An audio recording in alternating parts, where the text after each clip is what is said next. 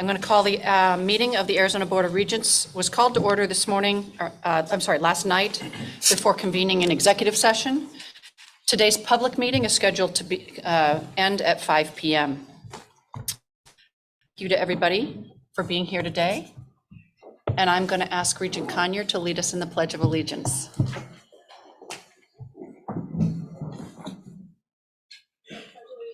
To the flag of the United States of America, and to the republic for which it stands, one nation, under God, indivisible, with liberty and justice for all.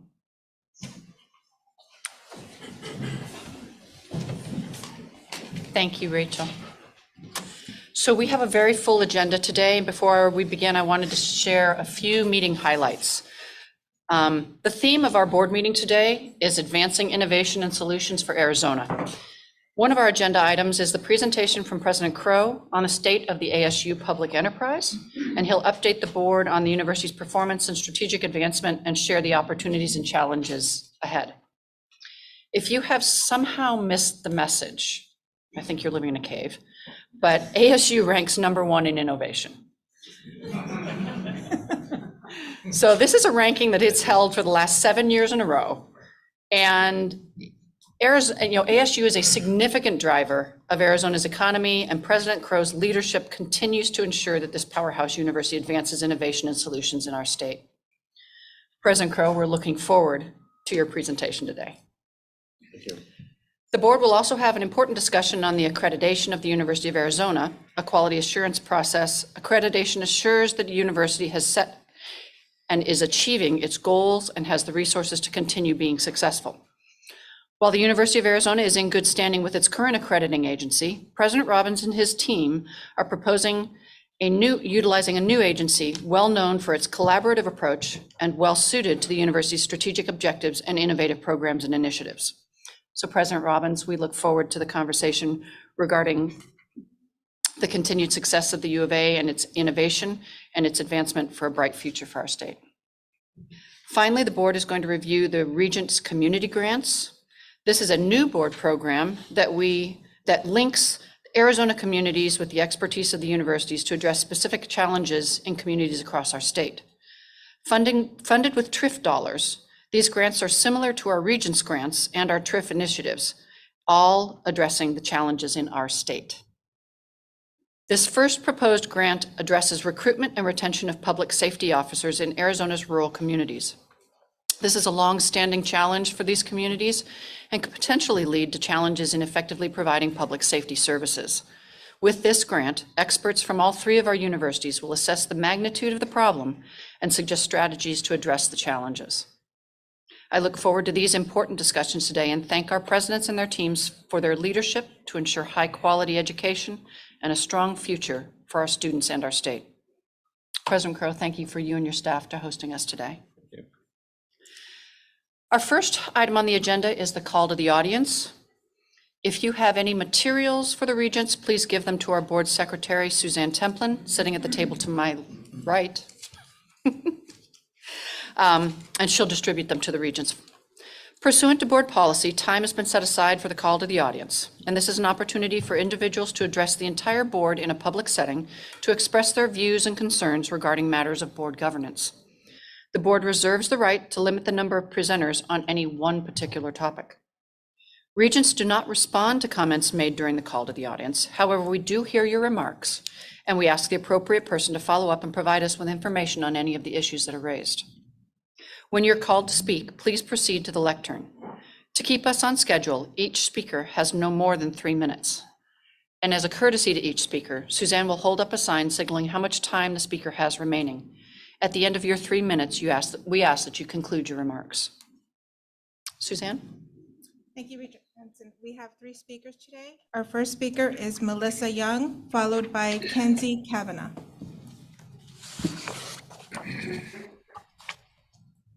Melissa, you may begin. Thank you. It is my honor and privilege to speak to you today. My daughter, Ellie Young, is a senior at University High School in Tucson, a nationally ranked rigorous public college prep high school. It was perfect for Ellie. She excelled until the pandemic hit. Then, as many other teens, she struggled with severe mental illness, severe anxiety, depression, and an eating disorder. Ellie's battle with severe mental illness was so painful to watch. She was so sick and was nearly admitted. While going through the most difficult challenge this 15-year-old child ever faced in her life, she got 1C. Her dad and I still have no idea how she managed to pull that one off. I tell you, Ellie is an amazing girl. I am here because of that 1C. High school during the pandemic was not normal for our children. In 2021, the CDC knew the toll the pandemic was taking on the mental health of our kids, stating that more than a third of our high school students reported they experienced poor mental health during the pandemic. Ellie was not alone in her experience. You knew this too, which is why you are still waiving the requirements for submitting ACT and SAT scores. It was heartbreaking to see Ellie's face when she opened the $2,000 financial aid award letter from the U of A, the Wildcat Recognition Award. She immediately said, "Mom, it's because of that 1C I got when I was sick. All my friends are getting a full ride and it's not fair." After consoling her and thinking about it, I thought, she is right. The U of A recruiter told us they look at the whole person when they review applications. It did not feel like that happened for Ellie. She did not even get accepted to the U of A Honors College. No other universities cared that Ellie got 1C. Ellie is getting heavily recruited by elite universities from out of state. She already has several admission offers with much better financial aid packages than what the U of A is offering. They also admitted her to their honors programs and she did not even apply to them. What is going to keep her here? These kids are not going to be normal for a long time as far as their mental health goes. These other universities are doing it the right way. How will the U of A keep up with these other universities and really look at the whole person? Arizona will not be able to keep its best and brightest here if you don't reevaluate your recruitment methods and really look at the whole student. I want to see the U of A further its standing nationally. As I am a bit biased because I too am a U of A graduate.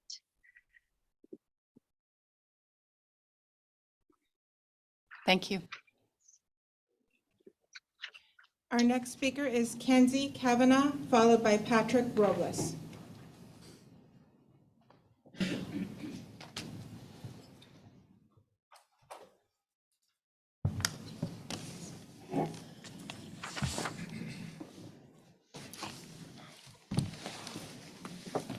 Good afternoon, Arizona Board of Regents. My name is Kinsey Kavanaugh, and I am the Vice President of Student Affairs for the Associated Students of NAU. Today, I am here to bring further attention to the sexual violence epidemic plaguing our 3 state universities. Recent data reports 1 in 3 students will experience campus sexual violence. This statistic may be easy to dismiss when our state universities consistently report under 20 cases of sexual violence occurring annually, but I can promise you these numbers are not accurate. To emphasize, 95% of students who experience sexual violence will not report their experience, contributing to such low data. I am not here today to convince you of this issue. Campus sexual violence is apparent.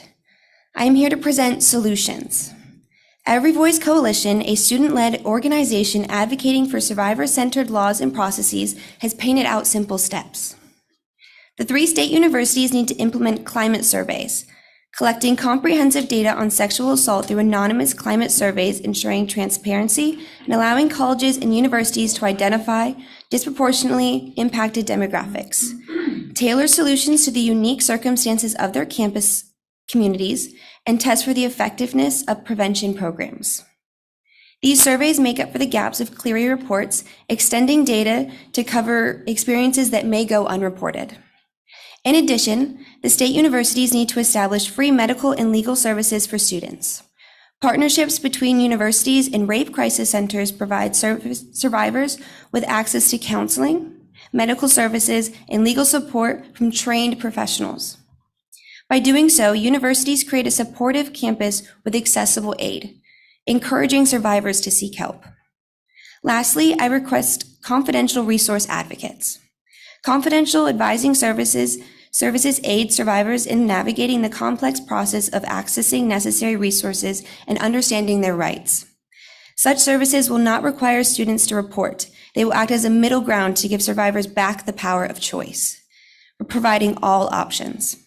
Regents, I ask that campus sexual violence become an agenda priority. Solutions are simple but need your support and enforcement. Encourage representatives to pass legislation, implement policies, approve funding. Create survivor-centered campuses that prioritize student safety and health. Campus sexual violence is a national issue. Let Arizona become a national leader and model for other states. This large-scale issue cannot be managed by each university individually. Efforts need to be unified and led by our regents. Thank you for your time today, and I look forward to seeing action. Thank you. Our final speaker is Patrick Robles.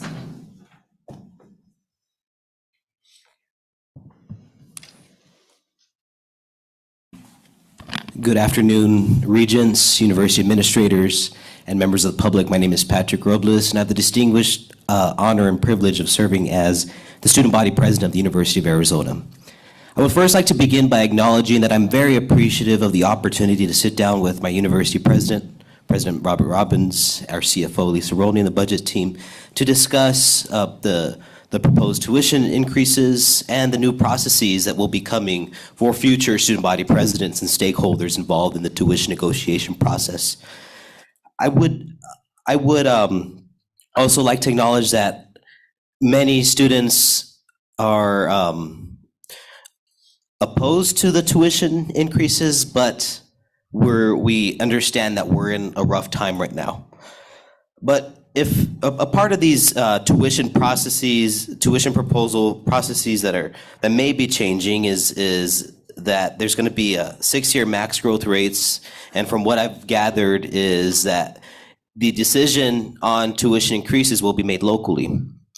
Now, if those decisions are going to be made locally, I would like for the public hearings that will be taking place to include the stakeholders that will be working with our university administration to decide whether tuition will increase, granted with those max growth rates, in order to make sure that members of the public have an opportunity to address not just the Board of Regents, but all stakeholders involved, student body presidents, graduate and undergraduate, and other administrators on campus, to make sure that the public has that opportunity to express their concerns. That is the main point of my comment this afternoon, and I'm looking forward to the discussion. Thank you very much. Thank you. Thank you, Chair Manson. Thank you very much. We do appreciate the people who come and make comments to us. They are important.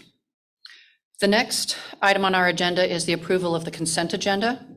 And before we take action, I'd like to note that item 22, the proposed revisions to ABOR policies, Chapter 4, student fees, residency, financial aid, 4-101, tuition and fee definitions, 4-103, proposals for tuition and fees, 4-104, procedure for setting tuition and fees, and 4-105, fees, second reading, has been pulled from the consent agenda and has been placed on the regular agenda. Items on the consent agenda now include items 12 through 21 and 23 through 32. Does anybody have a conflict to declare on any of those items that are scheduled for consent? Okay, seeing none, I move that the board approve items 12 through 21 and 23 through 32 as listed on the consent agenda. Do I have a second? Second. All those in favor say aye. Aye. Any opposed? Any abstentions? The motion does carry. So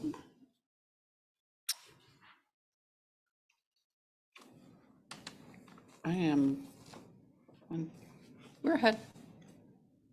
Okay. The first item on our regular agenda is the Regents Distinguished President's Award. So last summer, we celebrated President Crow's 20th anniversary as president of ASU. I'm not sure if the public understands how unusual that is, but it is very unusual. And throughout that evening, we discussed titles, and the president only begins to describe what Michael Crow really is. So some of the speakers suggested some titles, which I wanted to repeat because I thought they were rather amusing. So Sir Malcolm Grant, who is a friend and a colleague of President Crow's, suggested that perhaps he should be titled the Magnificus of a University of Global Ecosystem. And I'm not sure how we'd say that more than once. Jay Hyler, a former regent, suggested Michael the Merciful. That sounds like a saint. And then John Arnold suggested perhaps Michael the Teacher, which I think is probably as accurate as anything that we've heard. So I didn't get to use any of those titles, but what I did get to do was present President Crow with the title Regents Distinguished President. And to formalize that presentation, I asked the board to add the award to policy with specific award criteria. And your last vote just completed that process. So with the award officially in policy, I would now propose the board grant the title to President Crow. The award requires the president to serve as president for at least 15 years, that the president makes significant contributions to the advancement of the university, its students, and to Arizona higher education. And finally, the award requires distinguished service to the state of Arizona and the United States of America. So clearly, President Crow has met all of those requirements and, frankly, exceeded them. So in recognition of his high merit and extraordinary contributions and service to the university, the state, and the institution of higher education more broadly, I request that the board bestow the distinction of Regents Distinguished President upon Michael M. Crow, President, Arizona State University. Are there any comments from the board?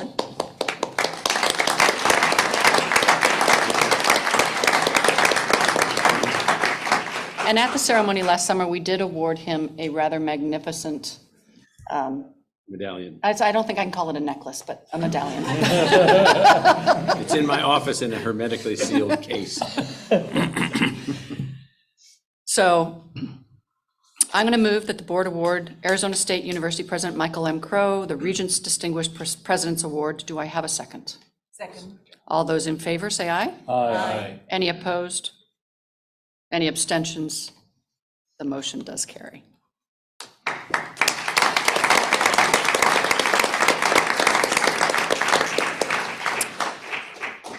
The next item on our agenda is that the board is asked to support President Robbins' decision to seek a change to the University of Arizona's primary accrediting agency. And President Robbins, you have the floor. I think I'm going to yield my time to Provost Folks. Okay.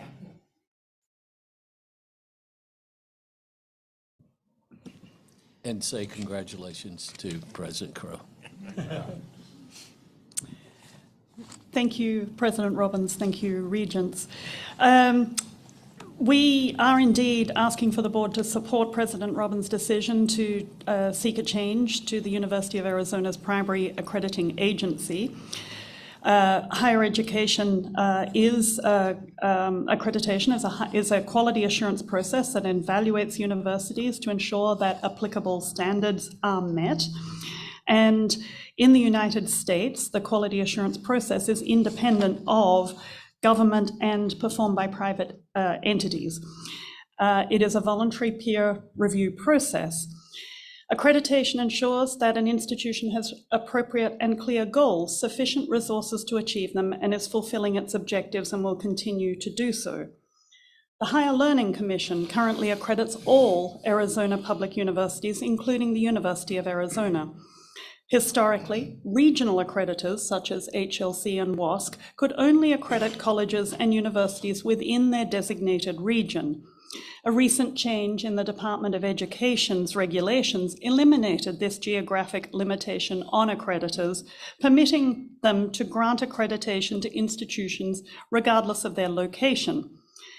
In April 2021, the University of Arizona completed its 10-year comprehensive evaluation by the HLC and received a reaffirmation for another 10 years.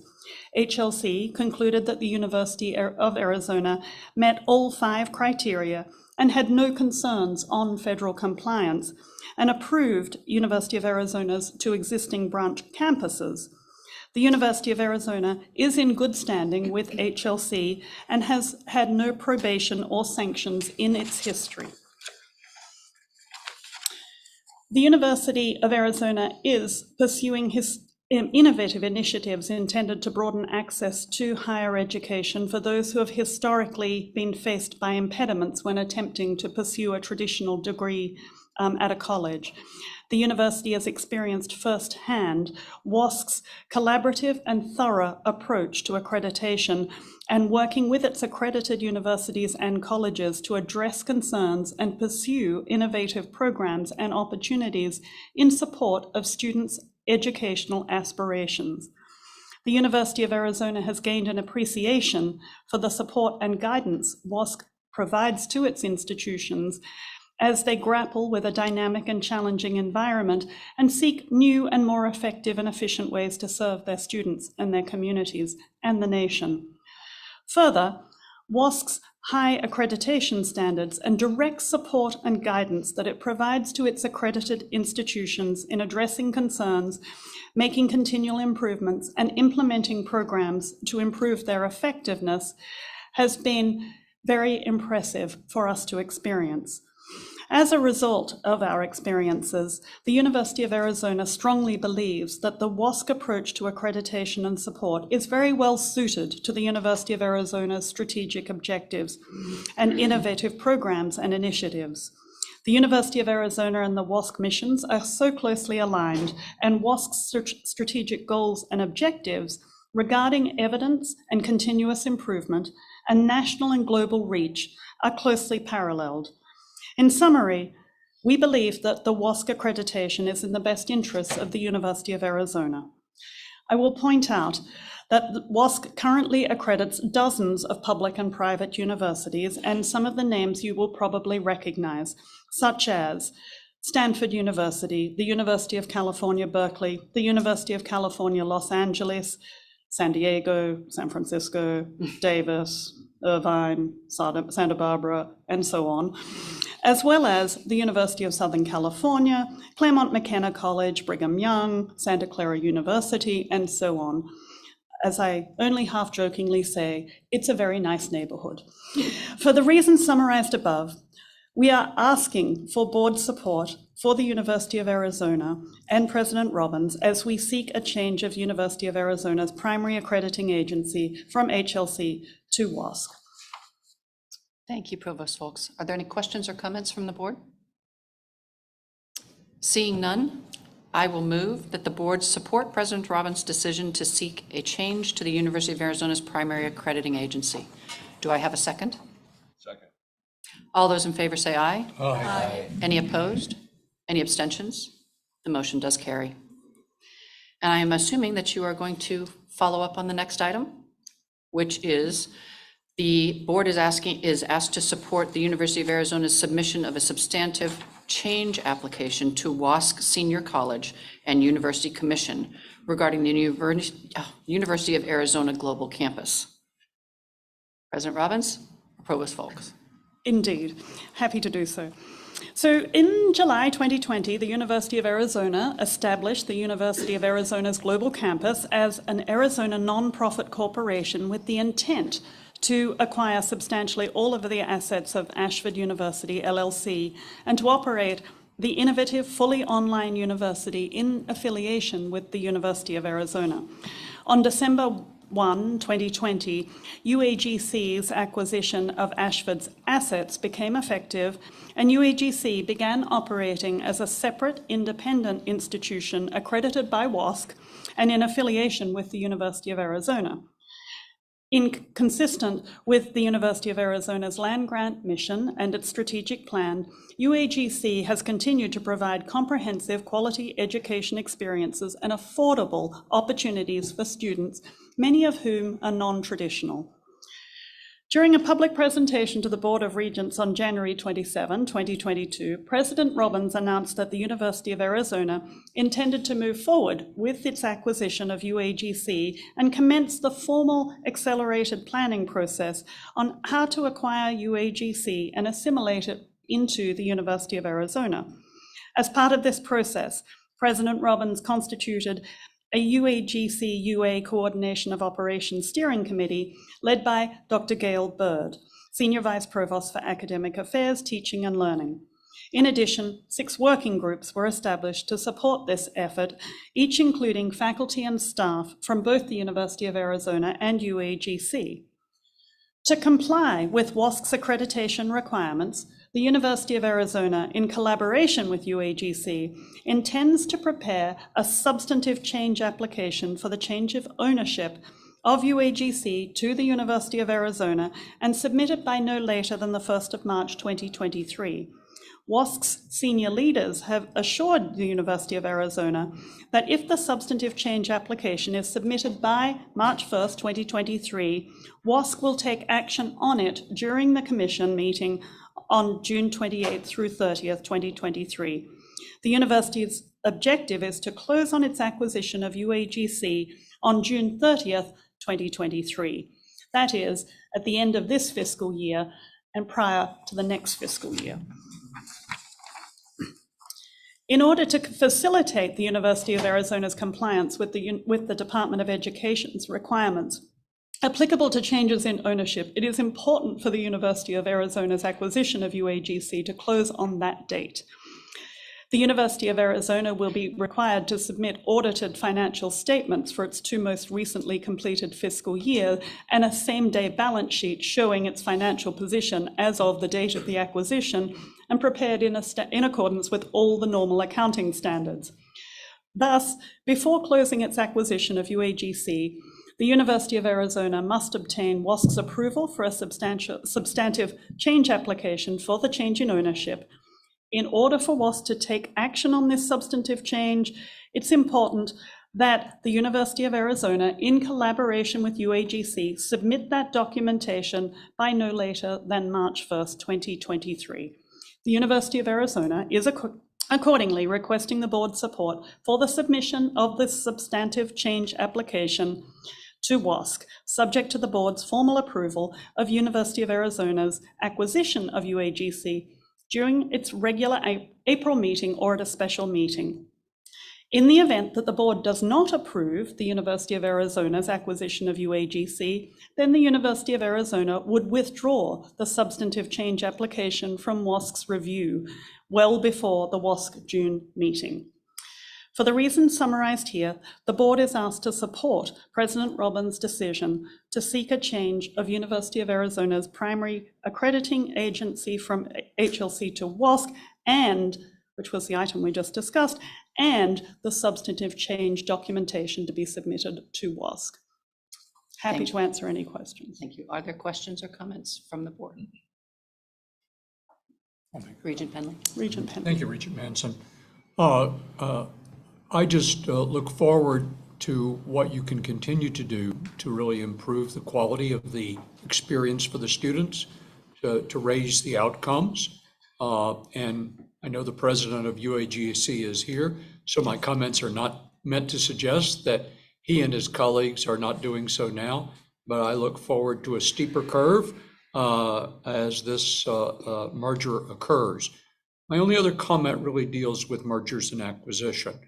And the board is not privy to the detailed plan, which in most mergers and acquisitions is rather complex, considerable, and associated with a chief quarterback involved in this, as well as a lot of subcommittees. So I would hope that you and President Robbins, Provost Folks, will apprise the board of the detailed process, because there are lots of ways that this can go awry. Unfortunately, having been through this, I know some of them. Yes, I think your point is well made, and we will continue to share as much information as you could possibly like to have, because we want this process to be as fully transparent as possible. And I will alert Dr. Bird that she can add chief quarterback to her title. By all means. Yeah, Gail and I talked before the meeting, so yes, And by she all has means, add that to our titles. Many committees are indeed working feverishly on this process because, as you say, there are many, many moving pieces. Thank you, Regent Penley. Any other comments? Regent Herbold? I have a question in regard to the Department of Education, in that I assume they have to be with you on this journey to finally get it to completion. They must. Where does that all stand? We are in many discussions. President Robbins, would you like to elucidate further? Yeah, Chair Manson, Regent Herbold. We have ongoing discussions with Undersecretary Call about all of the things that we're doing related to UAGC. There continues to be active dialogue. They are supportive, number one, of us seeking this change of accreditation and of us bringing UAGC into the University of Arizona. This is a long process, and there are other issues to discuss with the Department of Education, but we think they're going in a very positive direction. Right. Thank you. Any further questions or comments? Okay, thank you. Seeing none, I'm going to move that the board support the submission of a substantive change application by the University of Arizona in collaboration with the University of Arizona Global Campus to the WASC Senior College and University Commission for the change in ownership of UAGC to University of Arizona, subject to the board's final approval of the University of Arizona's acquisition of UAGC. Do I have a second? Second. All those in favor, aye? Aye. Any opposed?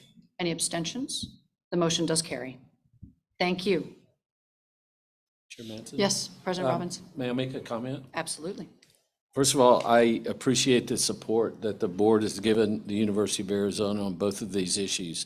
I would like to acknowledge the incredible leadership of Provost Folks and her team, including Dr. Bird and Dr. Hunter, who are here, along with President Paul Pastrick.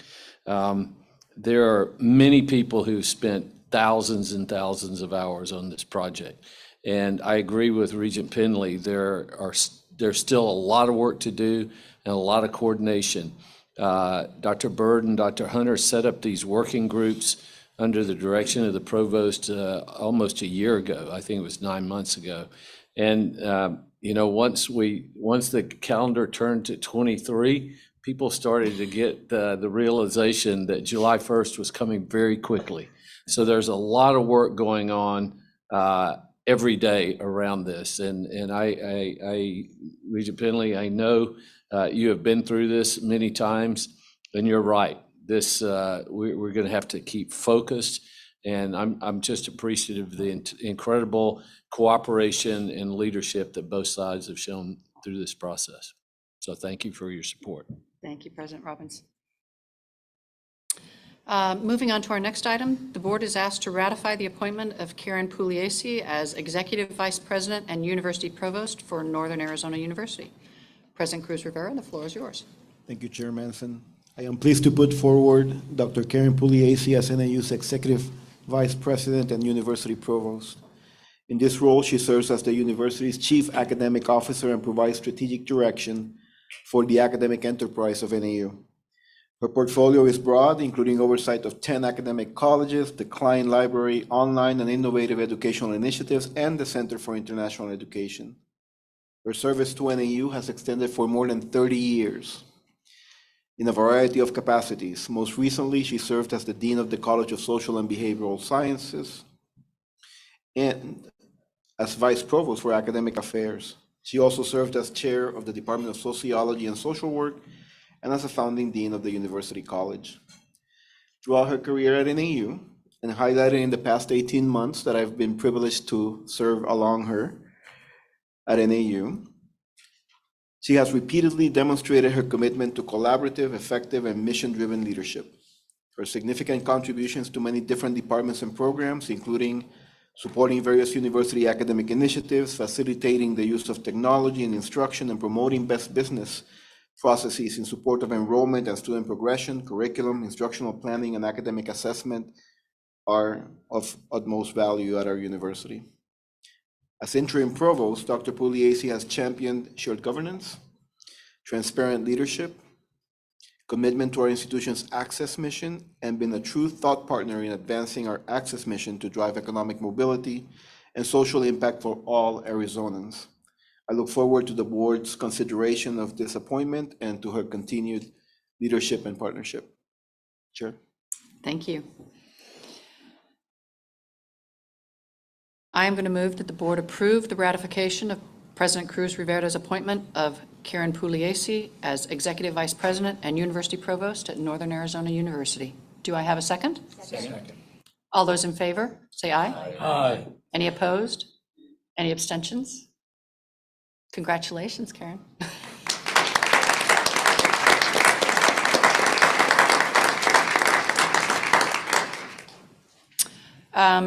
For anybody who has an old copy of the agenda, item 5 has been withdrawn. And our next item is item 22, which we pulled off the consent agenda for full discussion at the board. This is the proposed revisions to ABOR policies, chapter 4, student fees, residency, financial aid, 4-401, tuition and fee definitions, 4-103, proposals for tuition and fees, 4-104, procedure for setting tuition and fees, and 4-105, fees. This item was moved, and we now have it for full discussion at the board. Executive Director Arnold, would you like to present? Thank you, Madam Chair. I would love to present on this item. Very much appreciate it. For about a year now, the board has been working on tuition reform and reimagining how the board would set tuition and fees to provide more transparency and more predictability in tuition for our students and families. Hopefully, if approved today, this will be the last step in that process. If adopted next month, the board will receive tuition and fee proposals that will be submitted under this new policy. The proposed policy is intended to create clear predictability for students and their families regarding the tuition that they will pay over the course of their college journeys by setting multiple year maximum increases rather than making a year-to-year tuition determination. We had some recent questions regarding the transition to the new policy that led us to recommend some minor tweaks in the policy language. Now it's a press conference. 2 microphones. Thank you, Tommy. Do I need to start over? I don't think so. I hope not. Thank you. We've had some recent questions regarding the transition to the new policy that led us to recommend some minor tweaks in the policy language that I would like to explain. If approved today, to transition to the new policy, the board will take 2 steps at the April board meeting to set tuition and fees. Step 1 will be to set tuition and fees for fiscal year 2024. So you'll see a tuition and fee proposal similar to what you saw last year. Step 2 will then be to set maximum growth rates for tuition and fees for fiscal years 25 through 29. So next year we set it under normal process, and then we will set the maximum growth rates for the out years. Going forward, the board will only set maximum growth rates. To make sure that we are able to set the tuition and fees for fiscal 24, we needed to adjust the proposal to keep the current policy in place through tuition setting. Normally, when you approved today's policy, it would have sunset the prior policy. We need to keep both in place through April So you can set fiscal 24s under the old policy and then also set the 5 years under the new policy. So for a brief moment, we'll have both policies. Very exciting. Again, just to review the whole process, in April, the board will set tuition and fees for fiscal year 24. In April, the board will also set maximum growth rates through fiscal year 29. Once the multi-year growth rate limit has been set by the board, the universities must dialogue with stakeholders and develop tuition and fee plans, which may be less than but not exceed ABOR's approved maximum growth rates. Each November, those plans, the university plans, will be submitted to ABOR. The universities will then announce tuition and fee levels for the following academic year in December. So this December, we will announce tuition and fee levels for fiscal year 25. These multi-year growth rates will be reviewed and extended every 4 years during the fall board meeting cycle.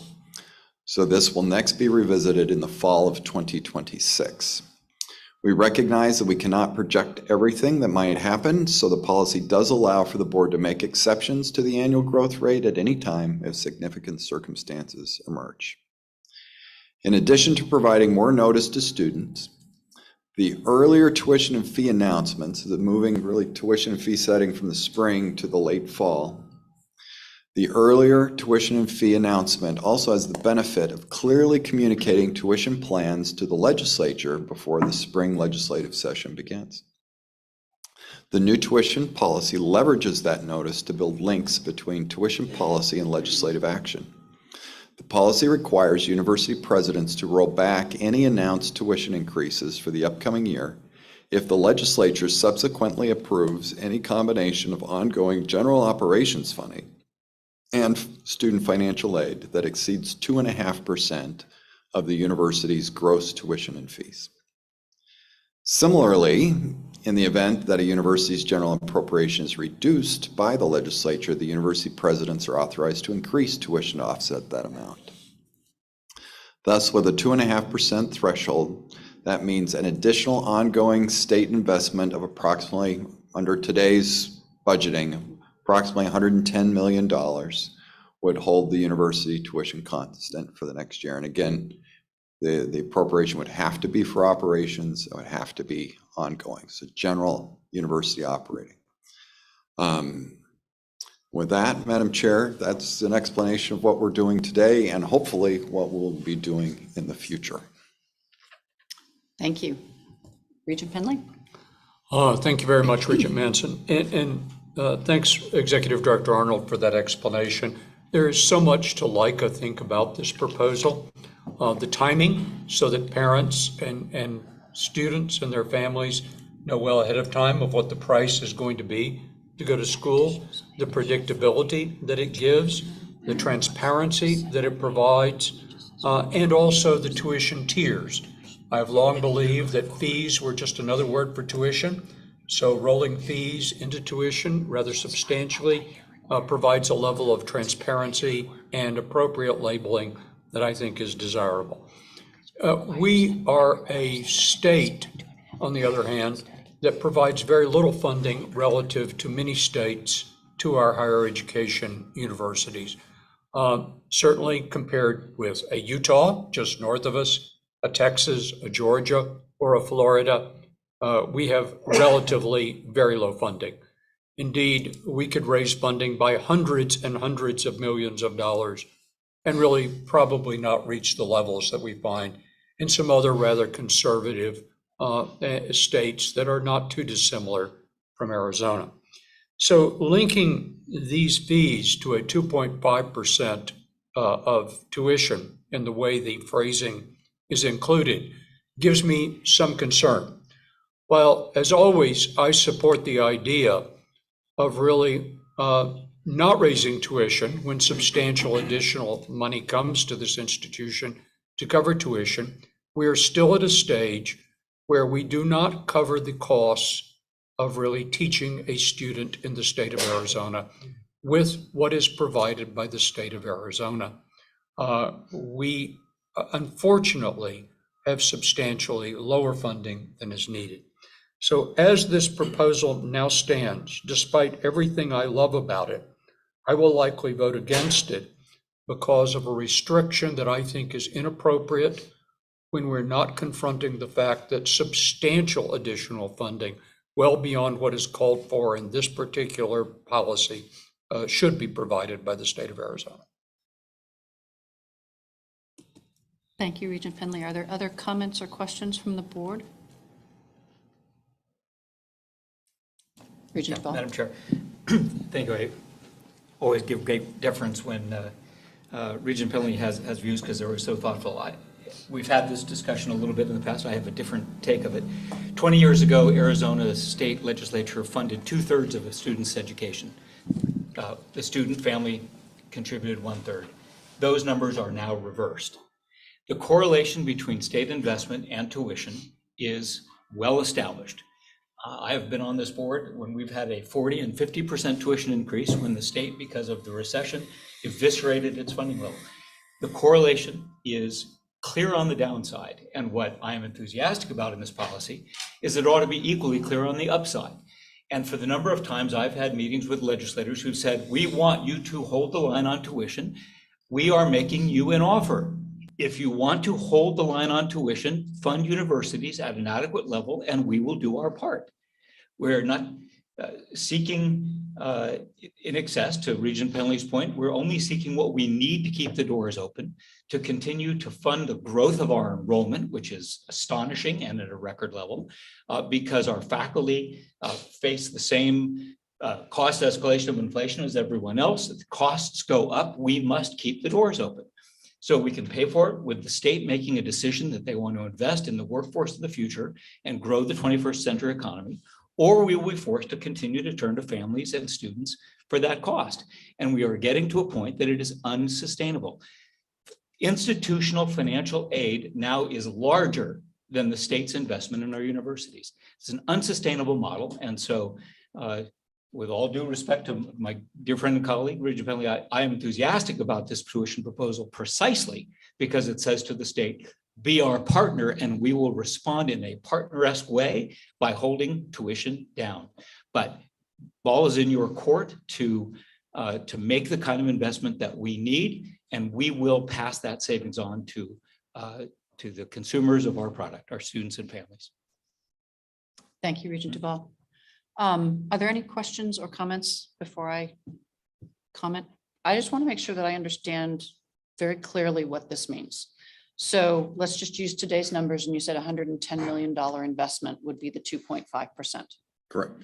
At that at an additional $110 million from the state from current levels, we would not increase tuition in fiscal 24.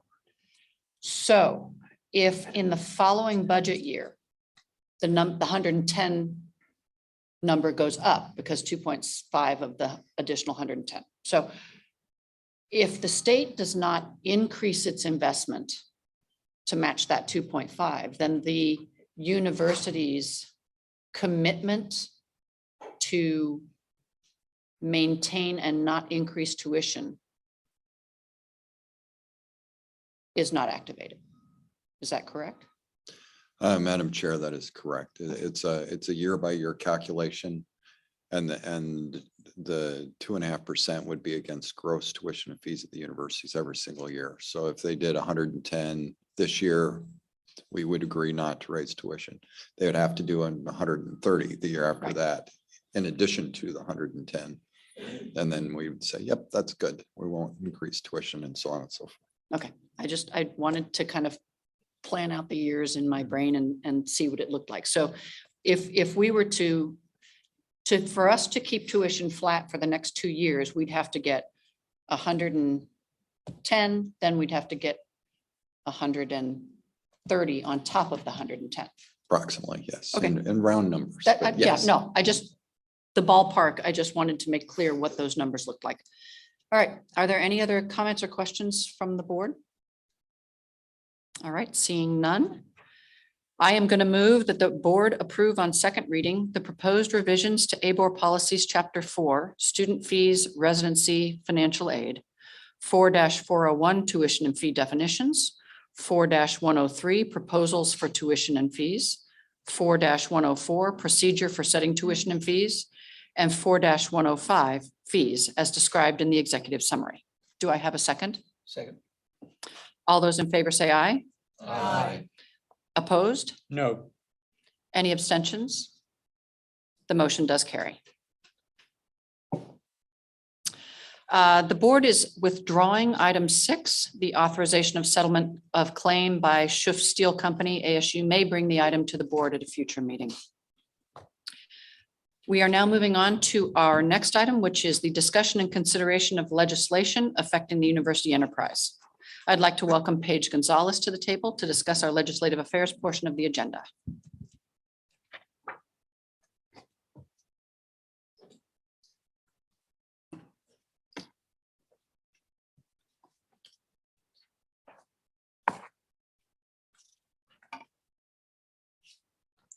Good afternoon. Thanks for having me today. Madam Chair, members, regents, and university presidents, I'd first like to introduce Diana Laura Zamora. She is an ASU student from the Legislative Internship Program, and she's our intern this session. We invited her to attend this meeting today to learn more about our processes, and well, she's certainly learning a lot about the legislature this session. So, here's Diana. Okay, so this is the 5th week of session. There's over 1,600 bills and resolutions that have been introduced at this point. The House bill introduction deadline was this past Monday, and your government affairs teams are diligently reviewing all the bills to find out their impacts on higher ed. Next Friday is the last day for committee hearings in a bill's House of origin. So those deadlines are often extended. And if they aren't, that just means 3-page agendas and extra long meetings. Since we last met, the university presidents participated in a discussion on the Morning Scoop with the Capital Times, and Director Arnold and the universities provided presentations to the House Subappropriations Committee about Arizona Teachers Academy. This week's important news at the legislature is that they voted to lift the aggregate expenditure limit for schools, but failed to send a skinny budget to the governor. 2 items. So before you is an updated bill list, but in the interest of time, I'm going to focus on just a few that were introduced since we last met 2 weeks ago.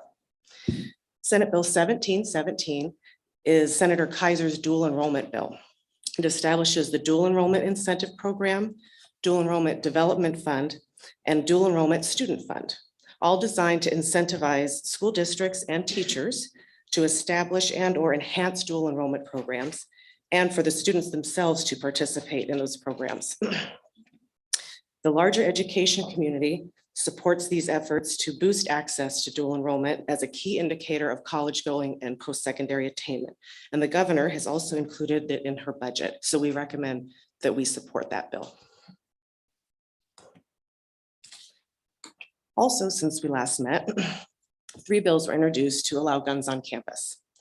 Senate Bill 1300 and House Bill 2667 are both bills similar to last session, that the state states that the governing board of any university, college, or community college is prohibited from enacting or enforcing any policy or rule that prohibits the possession of a concealed weapon by a person who possesses a valid concealed weapons permit. There's another bill, Senate Bill 1331, that allows a student's parent to possess a firearm on school property if the parent possesses a valid concealed weapons permit.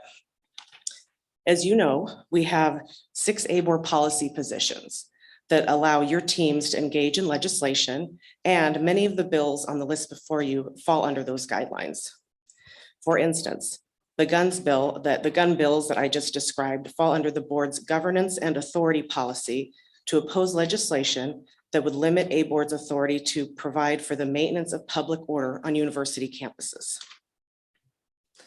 Along those lines, as I mentioned in our last meeting, there are a handful of bills that expand tuition waiver and scholarships to other institutions.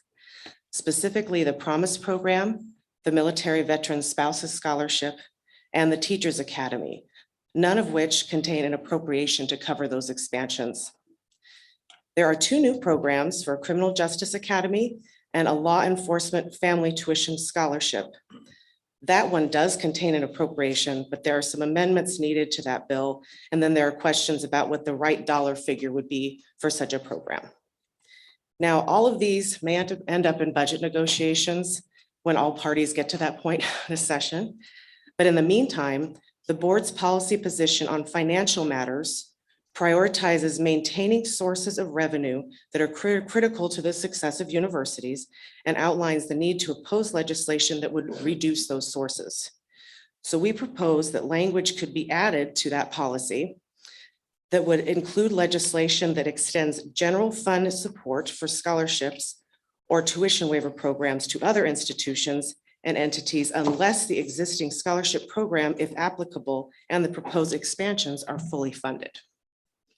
This policy amendment would allow your legislative teams to thoughtfully engage in all of these bills. That concludes my presentation. I'm happy to answer any questions. Any questions from the board? So I am going to move that the board support SB 1717 and adopt new financial policy position language that was outlined today. That policy language says Arizona Board of Regents is opposed to any legislation that would extend general fund support for scholarships or tuition waiver programs to other institutions and entities unless the existing university scholarship programs, if applicable, and the proposed expansions are fully funded. Do I have a second? Second. All those in favor say aye. Aye. Any opposed? Any abstentions? The motion does carry. Thank you, Paige. Yes, Regent Penley. Just one comment, Regent Manson. Thank you, Paige. And I'm pleased to see us support the dual enrollment bill. It has the potential to raise attainment in Arizona, both high school graduation rates as well as college going rates. So I'm very pleased and I look forward, I hope the legislation ultimately passes. It incents students to take dual enrollment courses and advance their way into college. It encourages them to remain in high school. It encourages them to go on to college. It provides the opportunity to do even better in subsequent courses when they get to college. It incents teachers not only to teach these courses, but to also develop their own education in specialized areas like mathematics, English, or whatever they happen to be teaching in high school. And finally, it sends school districts and community colleges. This is a good move for the state of Arizona. It is a good move for our young people in this state. Thank you. Thank you, Regent Penley. Thank you, Regent Penley. We are going to take a 15-minute break and we will be back here at 2:30 for the State of the ASU Public Enterprise and Arizona State University. All righty, thank you all. If I can have everybody take a seat. So our next item is what we've all been waiting for. President Crow and his team are going to provide us with a report on the state of the ASU Public Enterprise and Arizona State University. President Crow, you have the floor. Thank you. The microphone on? Yeah. So we appreciate very much. Oh, first, I didn't have a chance to thank the Regents for the recognition for 20 years of successful service. Someone sent me a note saying thank you, and I said, well, it's kind of like a survivor's medal.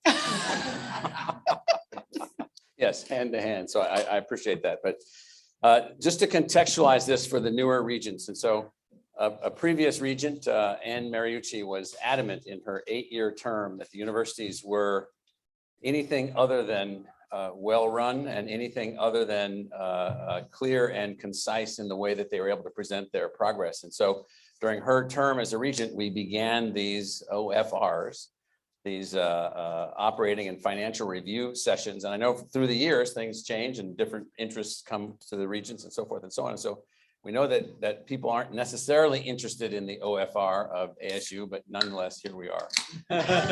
Oh, we are interested. I wasn't Yes, joking. with a 90-minute window. And so I am the presenter, but I want to make sure everybody knows that this is the front line right here. These are the 4 executive vice presidents of Arizona State University. Maria Anguiano, who is the chief of the ASU Learning Enterprise.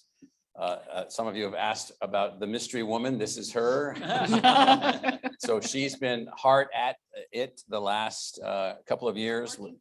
Yes, working too hard, but advancing, designing from scratch the ability for Arizona State University with her team, drawing from every asset that we have to reach out to every learner, every person at any point in their life that could be benefited by some connection to some learning asset that we have the ability to produce, have produced, could produce in our normal course of business. And so Maria is working that. Obviously, Executive Vice President and Chief Financial Officer Morgan Olson, you all know. When I came to this institution, let me just reiterate in the context of this OFR, we had no Chief Financial Officer at ASU. We were more than 50% of our budget came from a state appropriation. The rest came largely from tuition, a couple of other ancillary things. The institution didn't think strategically in the way that we do now.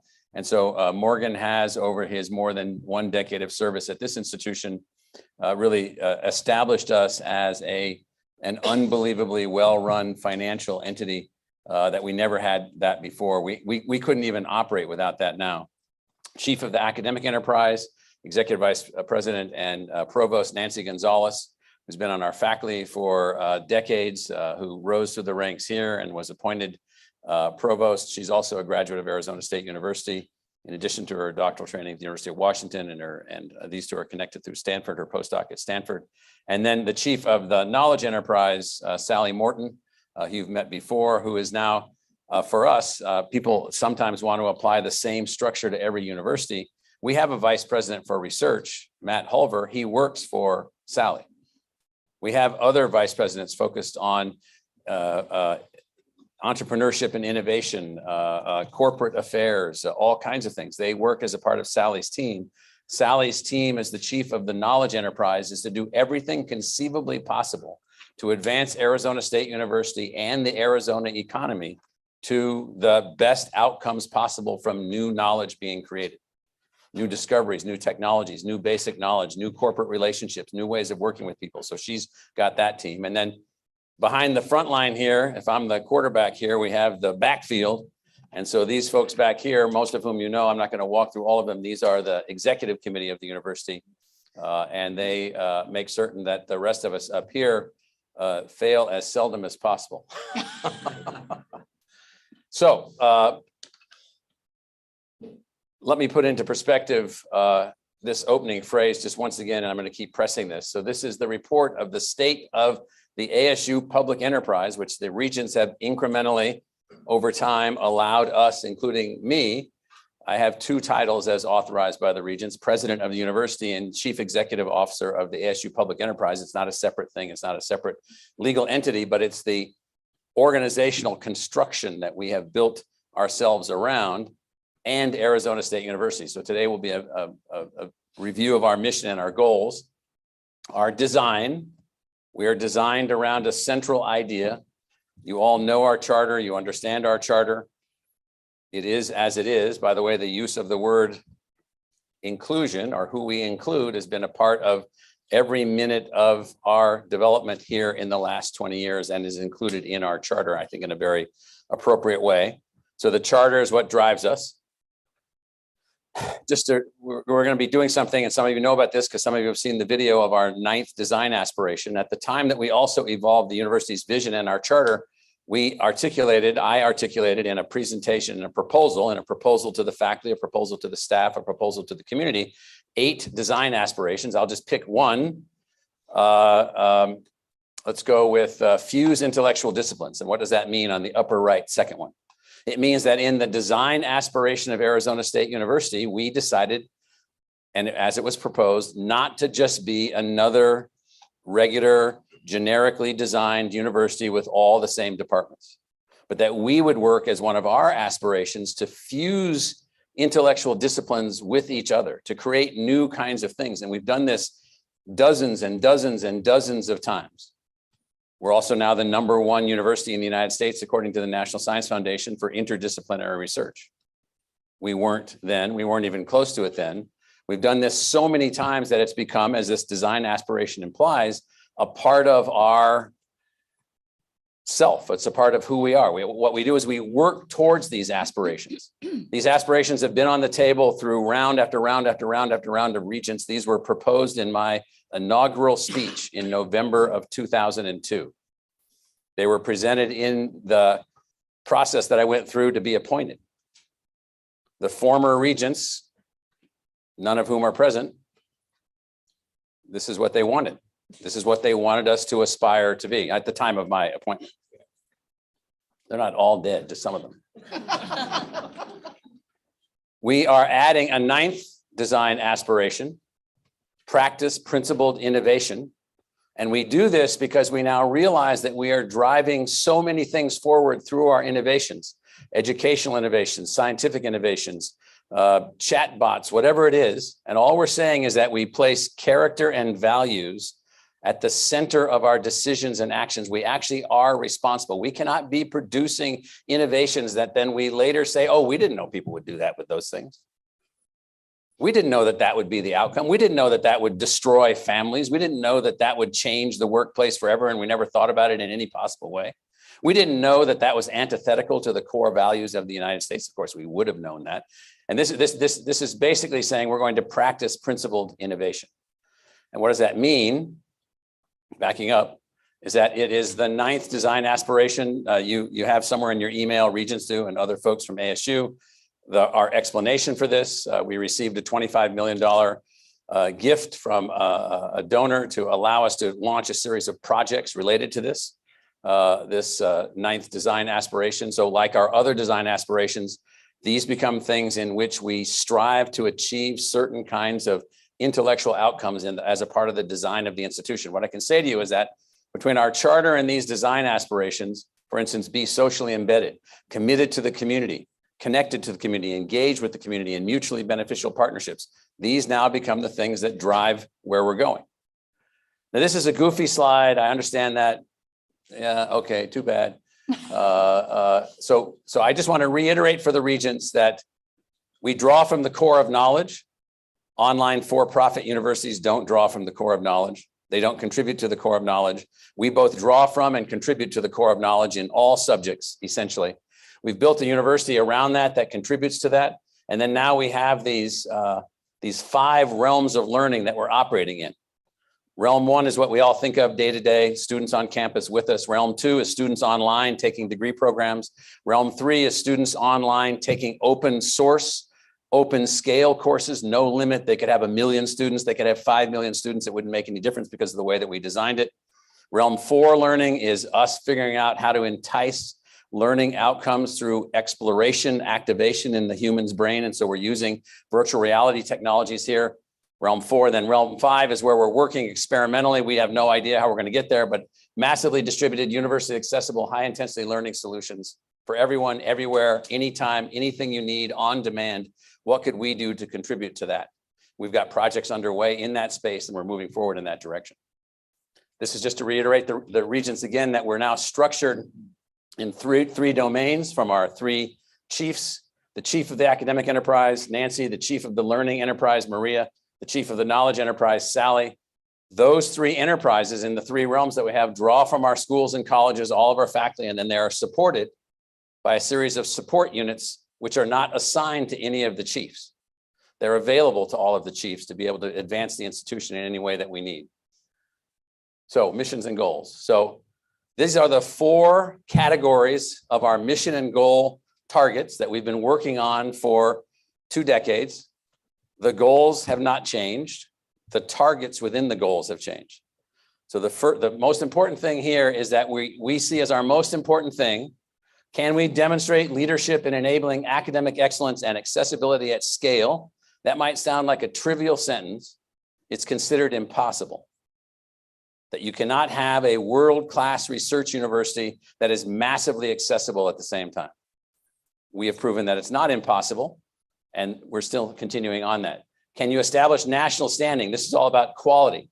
Can we make ASU not just another American research university, but the leading center in the planet for interdisciplinary research and development?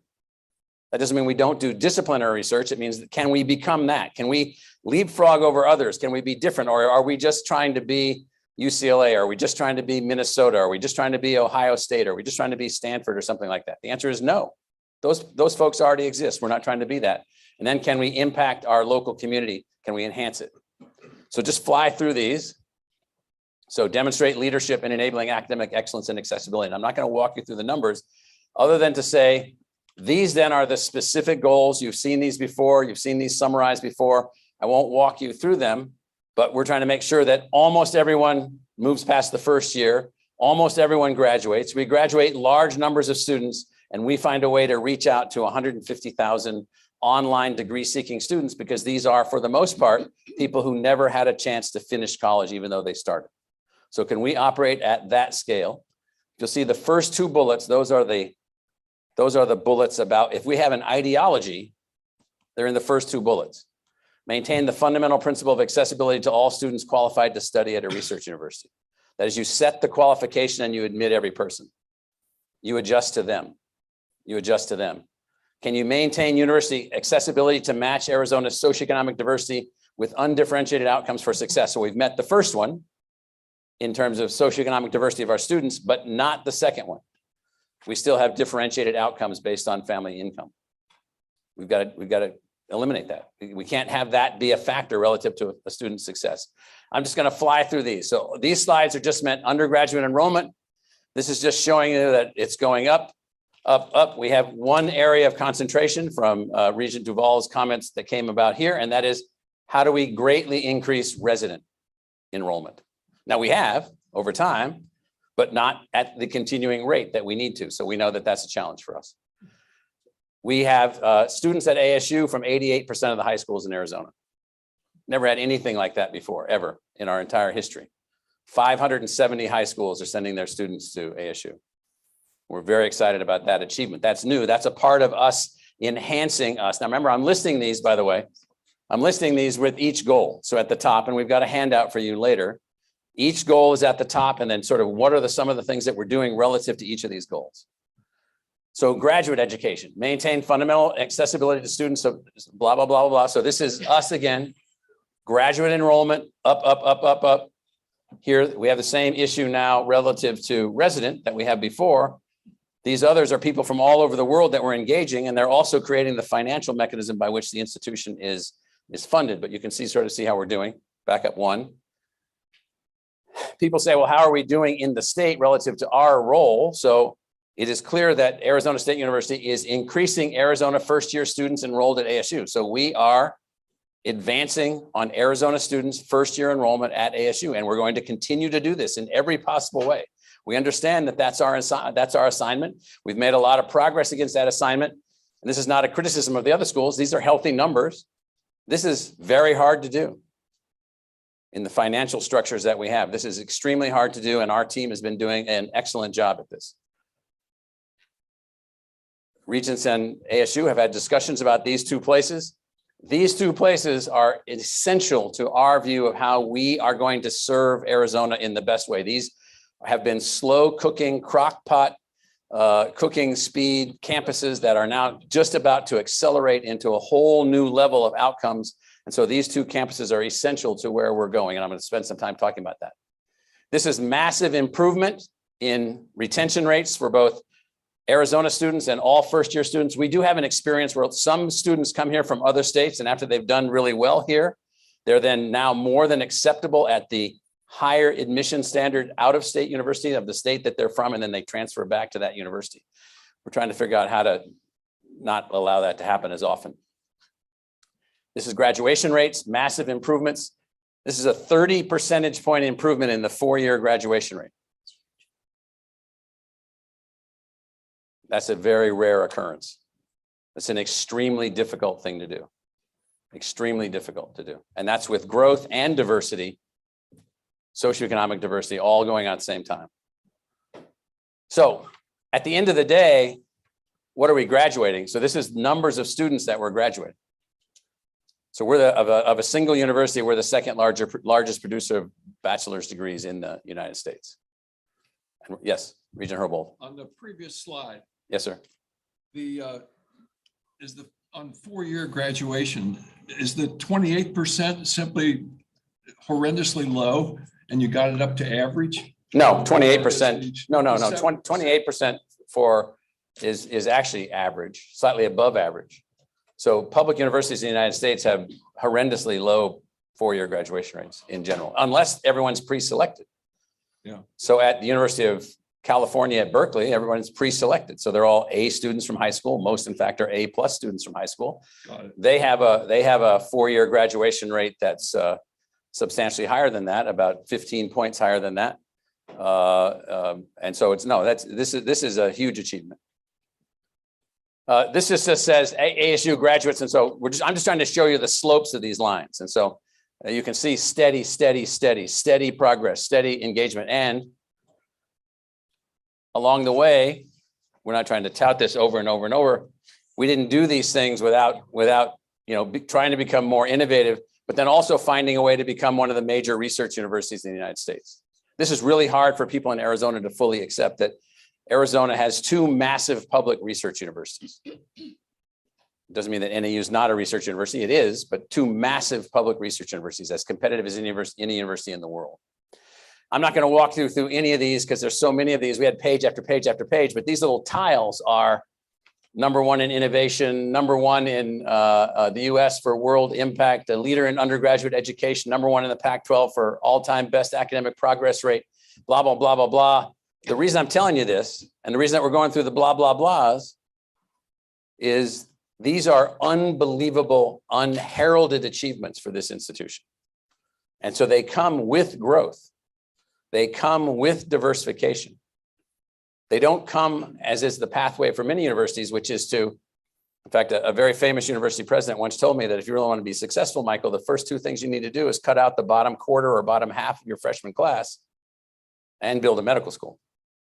And then then all things positive will happen. So this is just to let you know that this is tuition and fees per degree, which is also downwardly sloped, and state appropriations per degree at this institution.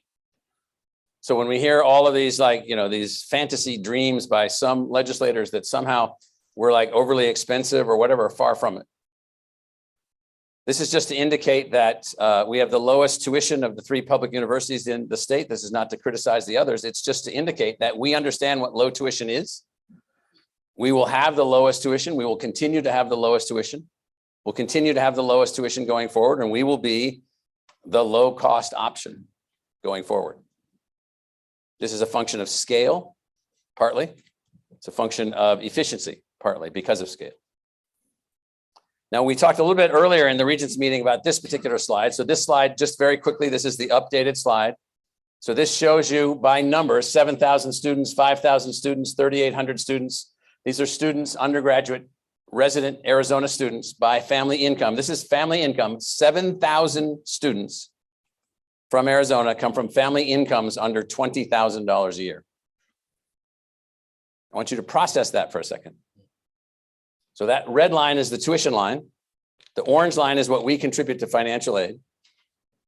And you can see how we're going relative to these family incomes along here. Everybody's getting lots of financial aid from ASU. And if you come from families under $65,000 of family income, you're not really paying tuition. Just trying to show you how this works. This is an unbelievably complicated thing to make this work. And we are committed to this, remain committed to it, and will be committed to it. This is our online head count. You can see that most of our online students are out of state, but nonetheless, this year, I think we're at, where's Christian? Is it 18,000, 17,000, but 17,000 resident students. 16,000 resident students. That's like another mid-sized, small-sized university who are attending our online programs. So our innovation process is not something like we did a bunch of stuff like 5 years ago and we're just benefiting from the outcomes of the things that we did. The rate of innovation, the scale of innovation, the innovative projects that we have underway are higher this year than in any year previous within the institution. It is a continuous process. Our innovation accelerated at the fastest time in all of my appointment during COVID. Not just on things related to COVID, things related to teaching, related to learning, related to structure, related to organization, all the structure that we did during COVID. All the reassembly of the structural design of the institution was done during COVID. And so we're still working on all of these things to improve student success by driving innovation. So we have become capable of accelerating innovation. And this is related to the goal, continuously increase measured student development and learning outcomes.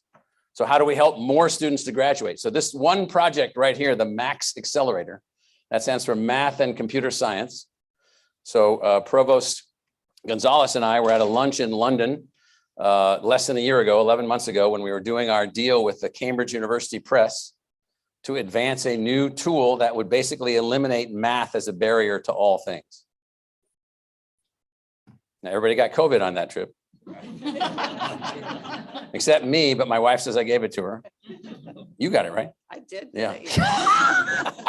And so, you know, it was, we didn't know that was going to happen, but that happened, even though we were all tested before we came back. And so I just point out that this project here, just this one project right here, in teaching and learning innovation, the MAX Accelerator, is probably the most significant innovation project we've ever worked on.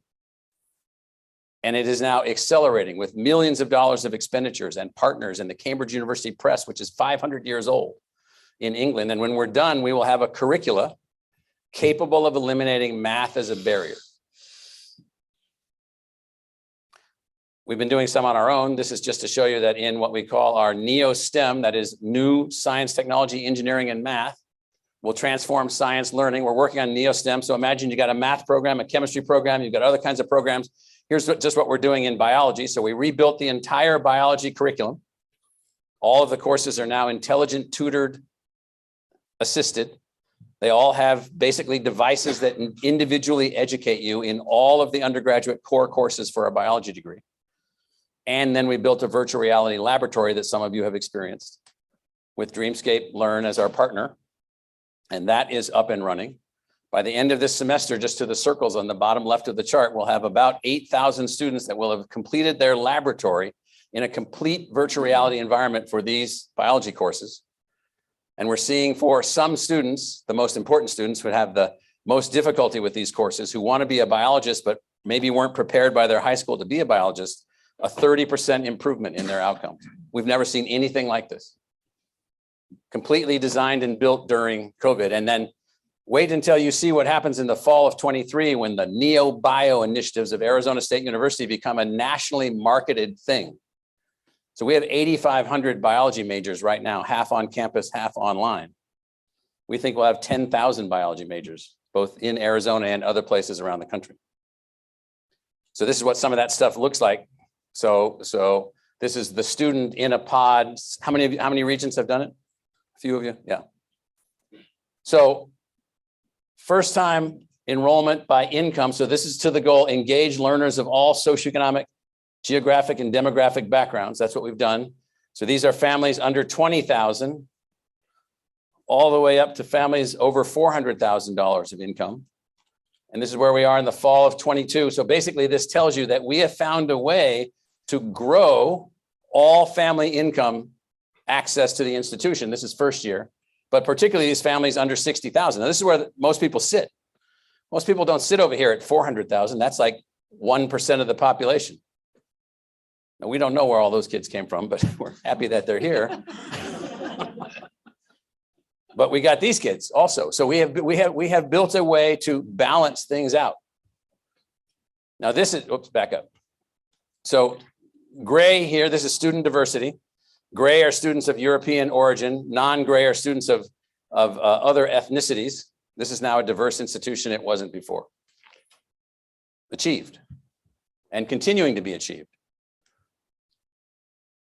We were just designated as a Hispanic serving institution. We were always a large producer of Hispanic graduates, but never at the 25% threshold in our student body. So this is an official designation. Provost Gonzalez has been active with several groups, the Excellencia group in Washington, as well as the Research One universities that are Hispanic serving institutions. Anything you'd like to add on the Hispanic serving institution achievement? Yeah, no, we're very excited about it because, it shows that we're serving our mission, but it's also connecting us up with opportunities and networks so that we can have an impact on promoting Latino success on a broad scale. We're part of this alliance of Hispanic research serving universities. U of A is also part of that alliance, and trying to increase the number of graduate students from Latino populations and also the number of faculty, and the network of RO1s is very important for that. Many other opportunities as well. So again, this is against the goals. And so this is a chart that's kind of, you got to understand. So this is not how many Pell eligible students we have or how many first generation students we have. It's how many more we have than we had in 2003. We have in the present student body 35,000 more Pell eligible students. We have 24,000 more first generation students than we had. So when people say, well, you're not really accessible, you're not really engaged in bringing in families from working class, working poor, or ultra poor families, sorry, wrong.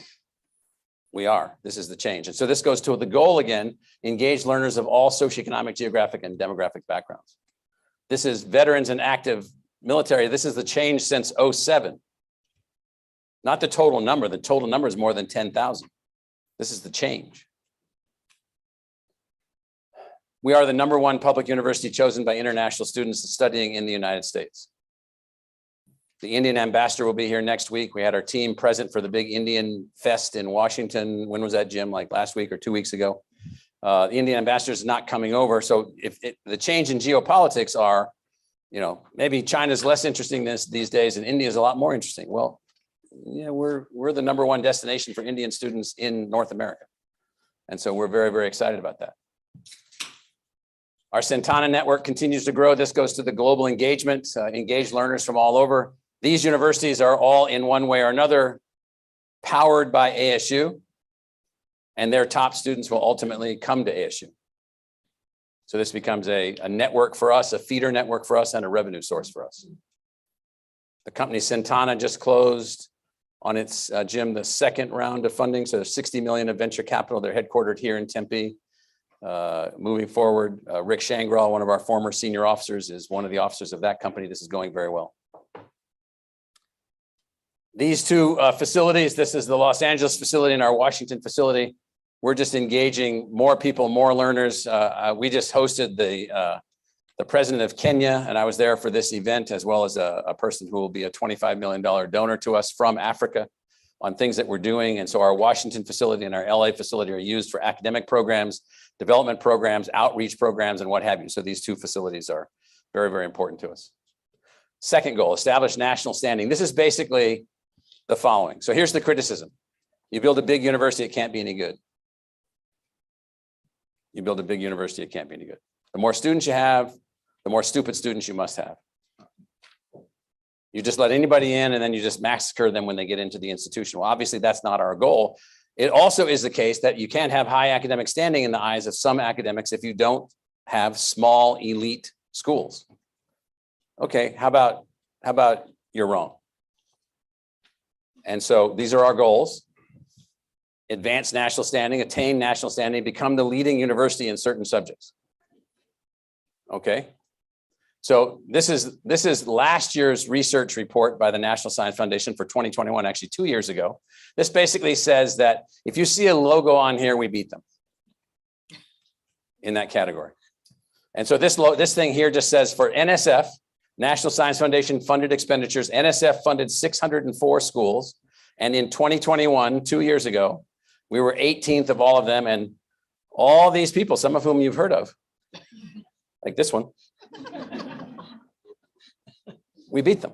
Now, it's not like we beat them and like we're like superheroes. It just means our faculty are unbelievably competitive while adding 130,000 students more than we had when we started this process to the academic environment that we're developing. So we're able to work at scale and compete at that level. I'm going to ask Sally Morton to comment on our FY22 just submitted numbers to the National Science Foundation and whether or not we're falling behind these other loser schools.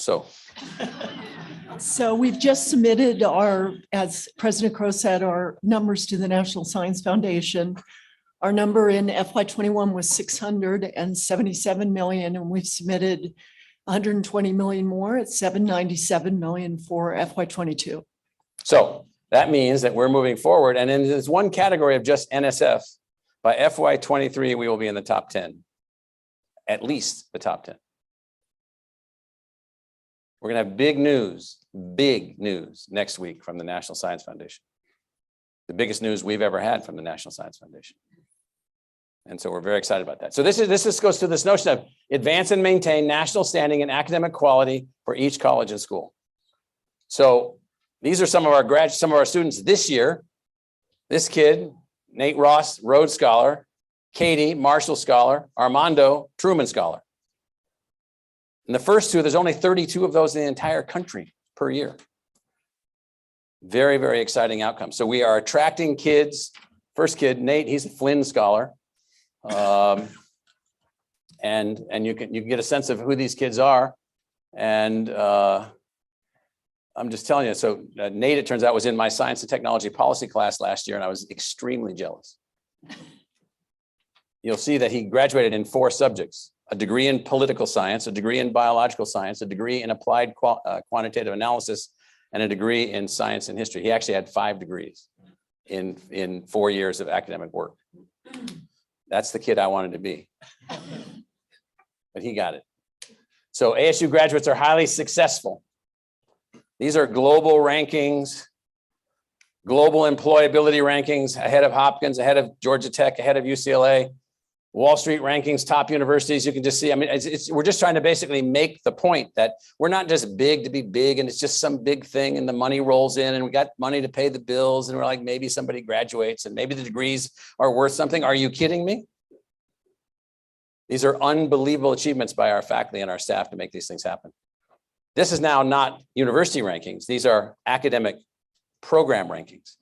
So this says that the visual and performing arts, number one in Homeland and National Security. Not bad for, the Communist Central Party of Arizona State University, that somehow we have the top Homeland Security Department and top national security degree programs in the country. And so best online bachelor's degrees in business, WP Carey School, now the largest business school in the country.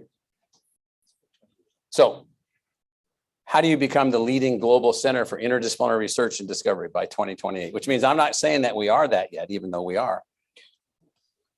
I mean, to really do it, you got to be like 10 times ahead of everybody so they know they can like never catch you and they give up.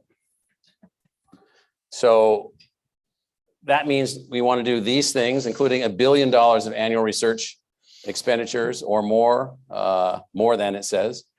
Drive economic competitiveness, serve as a leading American center for innovation and entrepreneurship.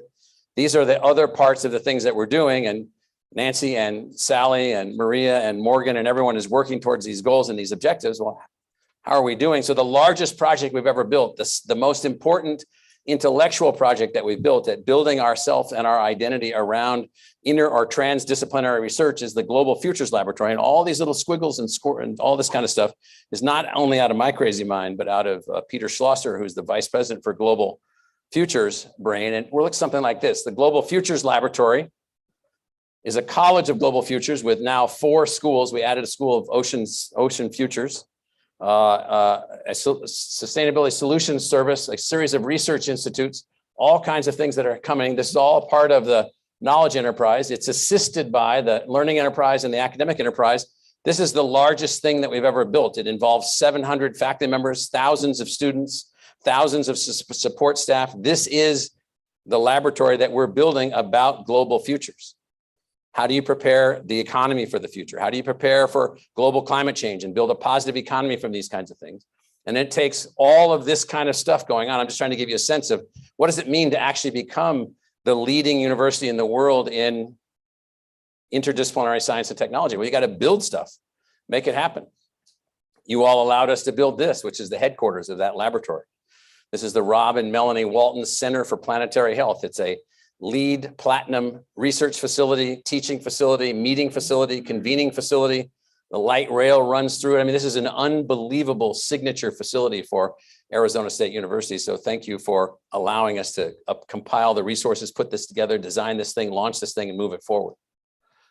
You allowed us also toward our notion of becoming the prototype, the leading center, this Global Futures Laboratory. Let me just go back a point. So this is our ability to also become a prototype medical center for the planet, which is different than a medical center for humans. So we think that's a leapfrog strategy for us. It's a leapfrog strategy for us intellectually. Well, you can't be really if you don't have anything floating on the ocean, well, you're not going to really be one of these centers for the planet, since most of the planet is an ocean. So you all allowed us to acquire the Bermuda Institute for Ocean Sciences, and this is the Atlantic Explorer, which is your research vessel. There it is. But we also wanted this base in Hawaii. So this is a thing related to studying coral reefs, specialized aircraft. So this is a facility that we also have related to all of that we're doing. So this goes to transdisciplinary research. Just look at the first one. So we said, become the leading American center for discovery and scholarship in the integrated social sciences and comprehensive arts and sciences. So transdisciplinary, first of 253 so measured. Social sciences, fourth of 490 so measured. Humanities, 15th of institutions so measured. So we're making really tremendous progress on this, and the logos there are the people that we finished across the tape ahead of in that year of the race. These are research expenditures starting here. That's what we just submitted as our official number. That's what we're estimating for the next year. We're on target for where we want to go. In fact, Sally knows that. Sally, we have just mentioned quickly 3 or 4 of the mega projects that we have just been either reviewed for, are about to win, or are now competing for. These are projects at a scale of nothing we've ever done before. So these are the largest things we've ever undertaken. So we have several large projects, as the president said. We have a $90 million project under review right now at the National Science Foundation. Pay attention to next week. Hoping for positive news next week. We've just had a site visit for a $70 million clean manufacturing bid to the Department of Energy, Large Math Institute to National Science Foundation. Well, just to mention that, people will be shocked when they're going to spend how much on our math institute? That would be about 46 million. 46 million. On new math, they need new math because we don't have the math to understand the complexity of the relationship between humans and the natural systems of the planet. And of course, we're competing now for money out of the CHIPS Act on the microelectronics front. And so we have 2 major things we're trying to do there. What would be the, well, the microelectronics commons bid, which is due at the end of this month, which is out. What will our piece of that be? Well, the Department of Defense, it'll probably be close, probably over 100 million if it comes to Arizona. So these things, we've never operated at this level before. We're competing at this level now. This is an important set of things. And so obviously drive regional economic competitiveness through research, discovery, and socioeconomically integrated programs. You know, our home base is Arizona. We serve the people of Arizona. We drive Arizona forward. The presidents of the United States and the Congress of the United States decide we got to get chips made back in the United States. We got to restore American competitiveness here. We're a part of every part of that. Our team, we're on all the visits to Taiwan. We're a part of every proposal review. We're part of everything that's going on, making these things happen. And one of our tools, we got Kyle Squires here. Wave your hand, Kyle. Kyle's the dean of the Fulton Schools of Engineering and the vice provost of the Fulton Schools of Engineering, because the Fulton Schools of Engineering, with 30,297 students, is larger than all but 24 universities in the entire country. Just that one college. And so, Kyle, you got any problems, buddy? What do you got going on? We're pretty busy.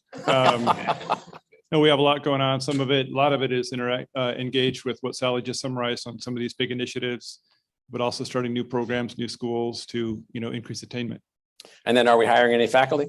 We are hiring a lot of faculty, over 50 last year, just to set that, in perspective. So between the tenure track ranks and now the new teaching professor ranks, we're getting close to about 500 in total. So this means 26 undergraduate degrees, 48 graduate degrees, multiple campuses, because we're on the Tempe campus and the Polytechnic campus. We also have a tiny little school in London that we're a 1/3 owner of. It doesn't have very many students. In fact, I think the student body is about the size of the crowd in this room, but it could be bigger. And so this is heavily underway, including this brand new School of Manufacturing Systems and Network Engineering, which will be based in the city of Mesa on the Polytechnic campus. In fact, Morgan, what is that picture? That is a picture of the building you just referred to that we're building for the School of Manufacturing Systems and Networks. And so this is going to be a very expensive building. Every time we look at it, it's more expensive, because if you're going to be manufacturing things that are, 1 nanometer across, and you're going to be building integrated systems of the tiniest component parts imaginable, and you're going to be working in every possible computational and computationally rich environment possible. You got to have this kind of leading edge facility. This facility, we just went ahead. This goes to what we do. We just went ahead and decided we needed to do this. So did we have to hire anybody, Kyle, to be the director of this school? So we did. The leader for that school, his name is Benil Starley. We recruited him from North Carolina State University. He's ranked among the top manufacturing leaders in higher ed and in manufacturing in the country, actually. So we are of the view that an advantage in Arizona will be advanced, computationally enhanced, systems-oriented manufacturing. We intend to really lay our mark on that. And at the Polytechnic campus, because of the gift of the people of the United States, they gave us half the old Air Force Base there. We got room to move. We got places to make things happen. We got places to bring things together. So just to remind the regents, we also operate, in addition to our 4 campuses, either in partner with others or on our own, 7 innovation zones. Each of these are at different levels of work. The ASU Research Park is the oldest, is almost finished off, but is generating a net profit to the university for reinvestment in university activities, and has got thousands of jobs there. The ASU Polytechnic Innovation Zone Gateway will be the project that we just showed you, the manufacturing project. The Novus Innovation Corridor, which the regents pay special attention to because of the scale and complexity and impact of that project. SkySong, where you've been. The new, really nicely renamed Phoenix Bioscience Core, where we work with U of A and NAU. The ASU West Innovation Zone, which we are now definitively accelerating on every possible front. And that will have an innovation zone significantly linked to advanced learning, educational outcomes, and things related to that. And then Discovery Oasis is our partnership with the Mayo Clinic up north, which is what will ultimately be a multi-100-acre place for advanced digital, advanced modern medicine, and all kinds of other things. So this is just to give you a sense. So this is Novus, what it is going to look like. This is built. This is built. The hotel is built. These apartments are built. This building's under construction. Morgan, what else would you like? Oh, this is built. So this is the planetary center, the Walton Planetary Center for Planetary Health. What else? Just Novus really quickly, Morgan. Yeah, so as the board, I think, knows, our plans for the Novus Innovation Corridor include approximately 10 million gross square feet of built environment, mixed use. Just to orient you, just for a second. So that building at the top right up there, that's our office building that many of you have been in, the Fulton Center, just to give you some orientation. Yeah, so you're looking kind of at the crossroads of University and Rural, which are 2 of the busiest streets in the valley. Right here.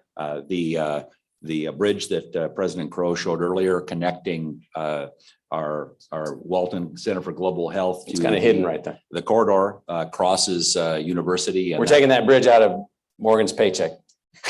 Well, I'm going to work for free for a long time then. It costs $13.7 million. But no, seriously, I think the long-term potential of this is really about 2 things. We're simultaneously creating a place where the private sector and the university co-locate and collaborate around our knowledge assets, the things that we know and what we do with them. And then also creating, the next 50 to 100-year neighborhood for downtown Tempe campus. So it's exciting. We hope to reflect, the best practices of sustainability, smart city environment, et cetera. It has been going very, very well. Now we're in perhaps a little bit of a lull, at least with respect to office development. But at the same time, multifamily residential is going extremely strong. So we have 3 multifamily residential construction projects underway right now, having multiple discussions about office locations. We have a creative office product that will be east of Rural and south of Rio Salado that is going to finish up in about 2 months. Over here, yeah, this approximate off the screen to the right. And so really this is about what we can do, partnering with our knowledge enterprise folks to attract partners that are going to collaborate with us, not just economically, but also around our knowledge assets. And, so 2 companies. One's already here, Infosys, which is an Indian-based software development company. So they're moving 1,000 people here. Initially, 2,500 people after that. And we now have an agreement from Planet, which is a San Francisco-based satellite Earth analysis company that's also going to be expanding here. So those are 2 examples of things that are going on. So remember, we have 7 of these. So this is an unusual thing. We're not calling this a campus, but this is an opening ceremony. Regent Chair Manson was at this opening ceremony of the Mix Center. The Mix Center is the Media and Immersive Experience Center in downtown Mesa, right next to the City Hall. This is a world-class, bar none, second to none facility for digital creativity. Mesa is our co-investor. We'll be operating the school for New America Film School. The Sidney Poitier New American Film School will operate partly out of this. The School for Art, Media, and Engineering and the Herberger Institute for Design and the Arts. So that we believe that, back to the goal, this helps drive economic competitiveness through research, discovery, and socially economically integrated programs. This is open to the community, open to high school groups, open to developers, open to university students, has outdoor facilities, all kinds of things. This facility it's going to be unbelievable. And our relationship with the city of Mesa, I had sent to the Regents a little thing about how Mesa is looking at us going forward. This is our building that we got outside investment for from the Wexford Corporation on the East Coast as a part of the the Phoenix Bioscience Core campus. This facility is now 95% leased out, and we're working on now with that same developer, the second building and the conceptualization of the third building. And so these things are accelerating rapidly. This thing you've heard of. This will be open in April. Yes, in April. So this is a conference center and hotel built on the campus of Arizona State University for Arizona State University for our goals with our partner. The city of Tempe is an investor in this project. This is an unbelievable project. It's a really important asset to the institution as we go forward. It is now built and will be open in April. SkySong Innovations, this is the group that does our technology transfer. It's the not-for-profit corporation that services Sally and the Knowledge Enterprise, services our faculty and other inventors. It is an unbelievably high-performing group. It's a crack group. You hired Ken. Where's Ken? I know he was here earlier. Yeah, Ken used to be a part of this group. This group is just doing fantastic things. We just show you these other people that we like to beat, like this University of Michigan crew here, or these Penn people, whoever they are. And so we're always interested in trying. And this scrappiness, by the way, there's a reason for this. None of this is supposed to be possible. You're not supposed to be able to have the range of undergraduate students that we have at the breadth of their incoming ability levels. That is, we take every qualified student. We also take students that we make qualified, help to get qualified. And you can't do that and this. Okay, what, did you read that in a fiction book? Did you read that in an aspirational goal for what you think would be successful for the United States? No, we think this will be successful for the United States. These are investments that we've gotten for our companies from external sources. Those are hundreds of millions of dollars, 500 million. This is Fusion On First, which is the new residence hall in downtown Phoenix for entrepreneurially oriented students, done with a third-party partner and the university. This is just to show you that, again, create the leading global center for education and learning technology. That's now one of our objectives. This one was related to serve as a leading center for innovation and entrepreneurship. Well, that's going to be student-driven. This is what we're doing in terms of education, learning technology. All these are all companies that we've built a deal with. And then we've used all of those companies to then lay down the technology platform that we have for enhanced interaction among and between students, assessment of students, student management, collaboration, ID verification, analytics, personalized ability, content development. So we have built this center. In fact, we've now expanded our Science and Technology Center outcomes now to add 2 additional centers that we're seed funding. So just mention what we're doing with our folks in learning engineering. So there's a new Science and Technology Center. I spoke to you about the New Economy Initiative before that's focused on learning engineering. So the idea there is, how can we learn about what processes and procedures are effective in teaching and learning? So very, very excited about that. And I think it will impact the economy in Arizona. If we can teach better, our students can learn better, they'll be more effective as professionals in the state. So we're not a corporation, but as a corporation, we basically built an internally driven R&D unit to solve our own problems. And now we're also building a research center, which will be then more theoretical, broader scale, not related to our immediate problems. So we're going to have both types of research organizations.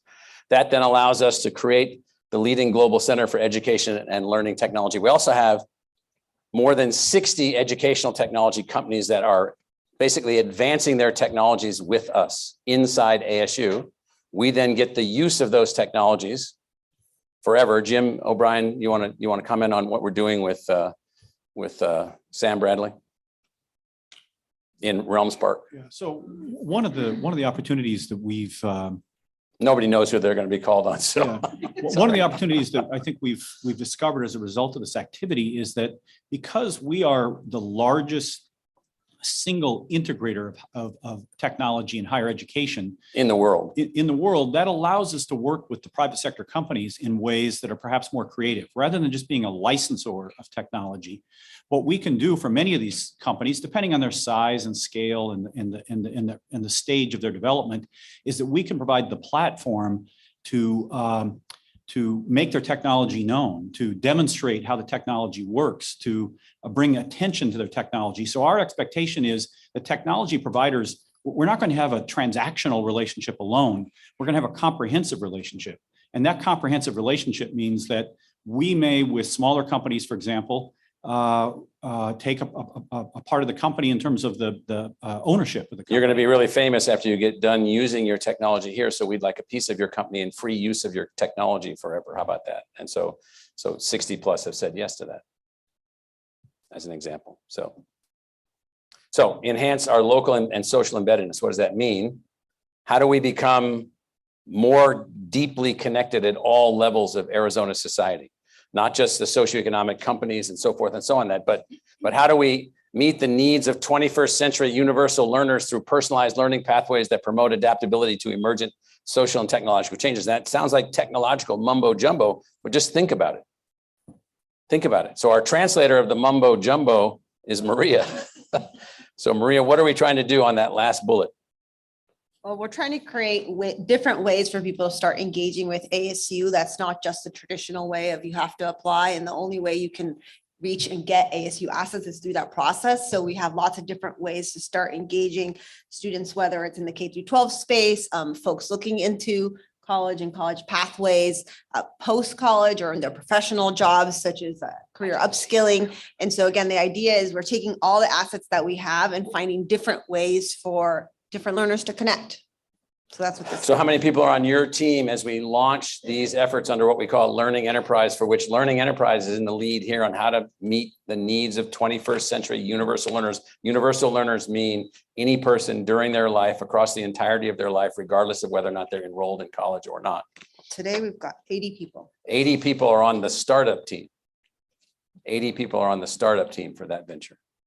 So, and that doesn't include, for example, all the people in prep and Yeah. other people doing this type of work across the so institution. the regents are aware that we are running ASU Prep. ASU Prep is a K-12 educational platform, both physical on-campus platforms, 3,800 students in that, as well as digital, tens of thousands of students.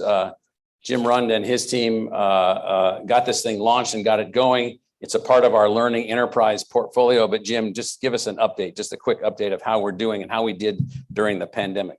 Well, we brought the team on to bring our own small network of schools from the 20th century into the 21st.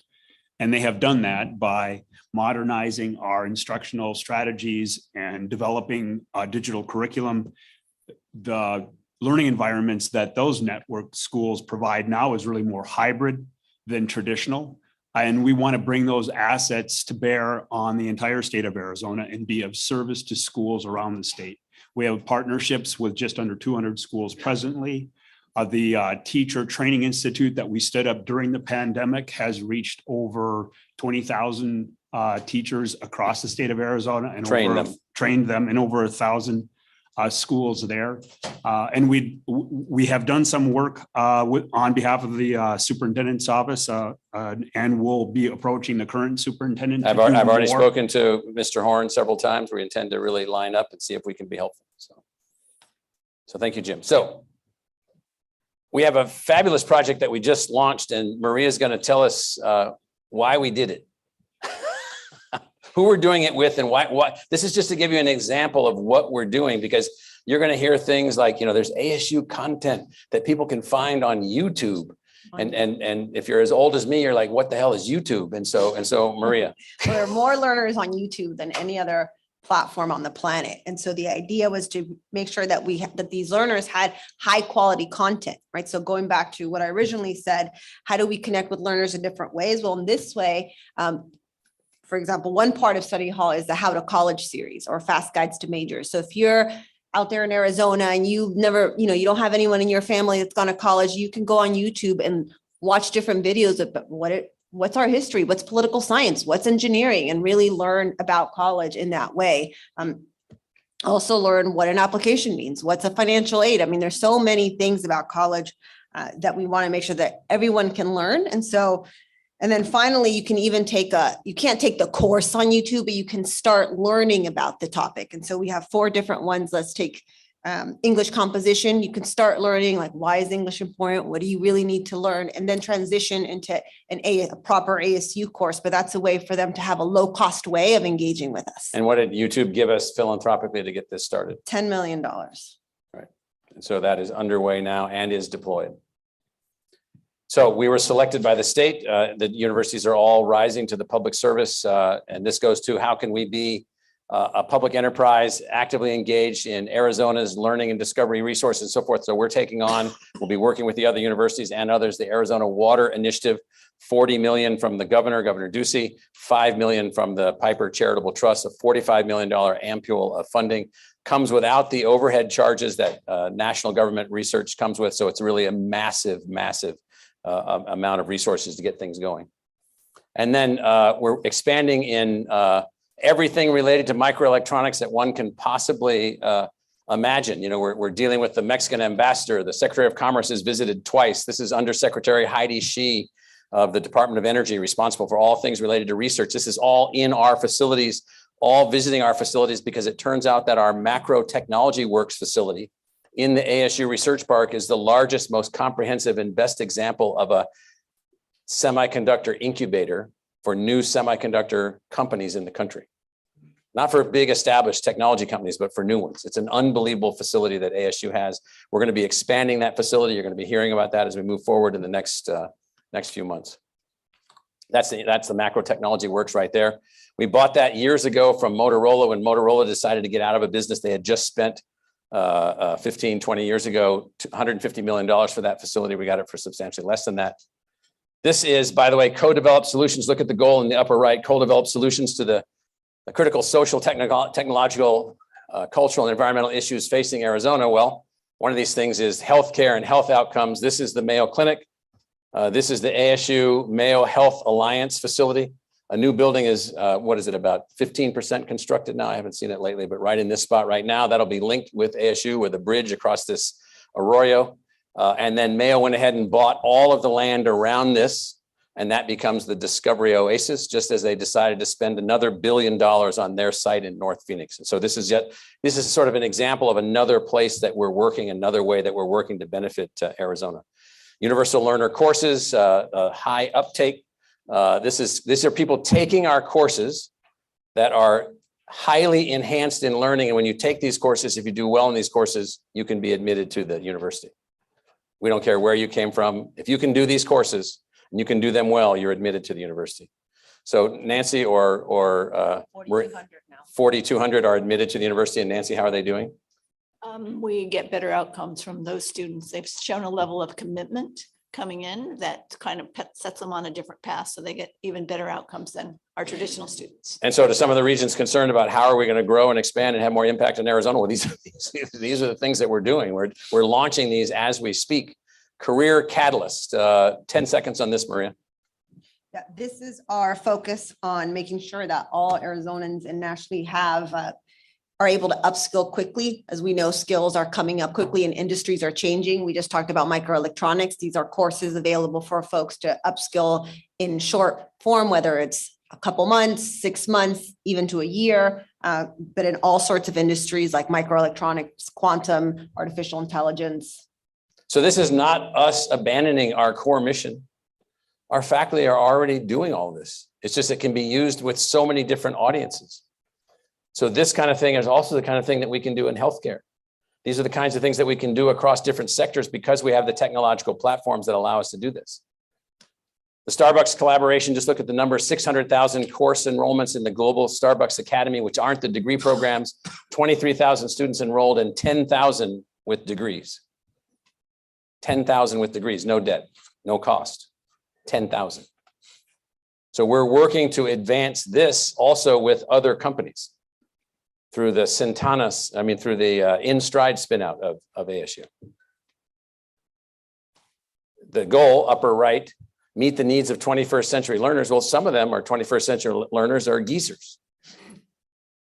So these geezers want to be in these kinds of facilities. So we built one of these in partnership with someone, and now it's all full and they're all learning and they're helping us and they're moving forward. And so all kinds of cool things are happening. So this is Marabella. So it's a whole new way for us to have a number of benefits. So financial review, how are we doing? So you'll recall that this is, the legislature isn't funding a lot of the stuff that I just talked about. I don't know that they would fund a lot of the stuff that I was just talking about. So what do the finances look like? So again, we're not going to go through this in great detail, other than to suggest that this black line right here at the bottom, that's the state investment in the institution through the legislature. All the other colors are revenue from somewhere else. So Regents, it is really, really important. We are not a private university. We are a public university. We operate as a public enterprise, but we generate the vast, vast majority of our resources. That's why we call ourselves a public enterprise. We operate in enterprise mode. It means then that every decision relative to revenue, every decision relative to expenditures, every decision relative to everything that we do is not a function of a political negotiation. It's a function of a market calculation against our goal. Our goal is to educate as many Arizonans as possible. Our goal is to help the Arizona economy to be successful. Our goal is to take responsibility for the outcomes of Arizona. But we have to find something other than a public investor in this model to be able to make that happen. We've been raising a lot of money. This is the year that we're in. We estimate that we'll raise $350 million through private philanthropy. We already had the largest or fastest 6-month number that I think that we've ever had. Dan Dillon, head of Enterprise Partners, of which the ASU Foundation is a part of. Anything unique about this year other than we're doing really well? But just talk about a couple of things that maybe happened this year that hasn't happened before, like the $40 million gift that someone made us that we didn't really know. Well, as President Crow Dan said, Dillon is the CEO of Enterprise Partners, which is the cluster of specialty firms that we've created as not-for-profit specialty firms that service ASU, the foundation, our technology transfer firm, a real estate firm, so forth. as President Crow said, we had our best 6 months ever in the history of the foundation, over $200 million raised, and on our way to probably close to a $400 million year, which would also be our best year ever in terms of fundraising, with major gifts occurring, as President Crow said, from donors that we didn't realize we had such a strong relationship with. So that's a function of professionalization. We've been expanding the development officers, investing more in development officers, trying to catch up with places like the University of Washington and other universities that have decades and decades of history in front of us. And what I'm here to say is it's going pretty well. Things are going pretty well. So it's worth noting ASU receives less resources per degree awarded than the national median. That's us. Only UT Austin, University of South Florida, and University of Central Florida are below us. Each of them receive massive public investments that we don't receive. Each of them receive that. This is an important slide for Regents. So Morgan, just explain this side. So what this represents is the amount of money that we spent on what are called educational and general expenses, kind of think the core educational mission per student. And this is over the time period that President Crow has led Arizona State University. And I think probably the main thing to point out there is that while our absolute expenditures have grown over that time period, as you can see the gold line, if you adjust for inflation, and by the way, this is the consumer price index, not the higher education price index, which tends to run a little bit higher.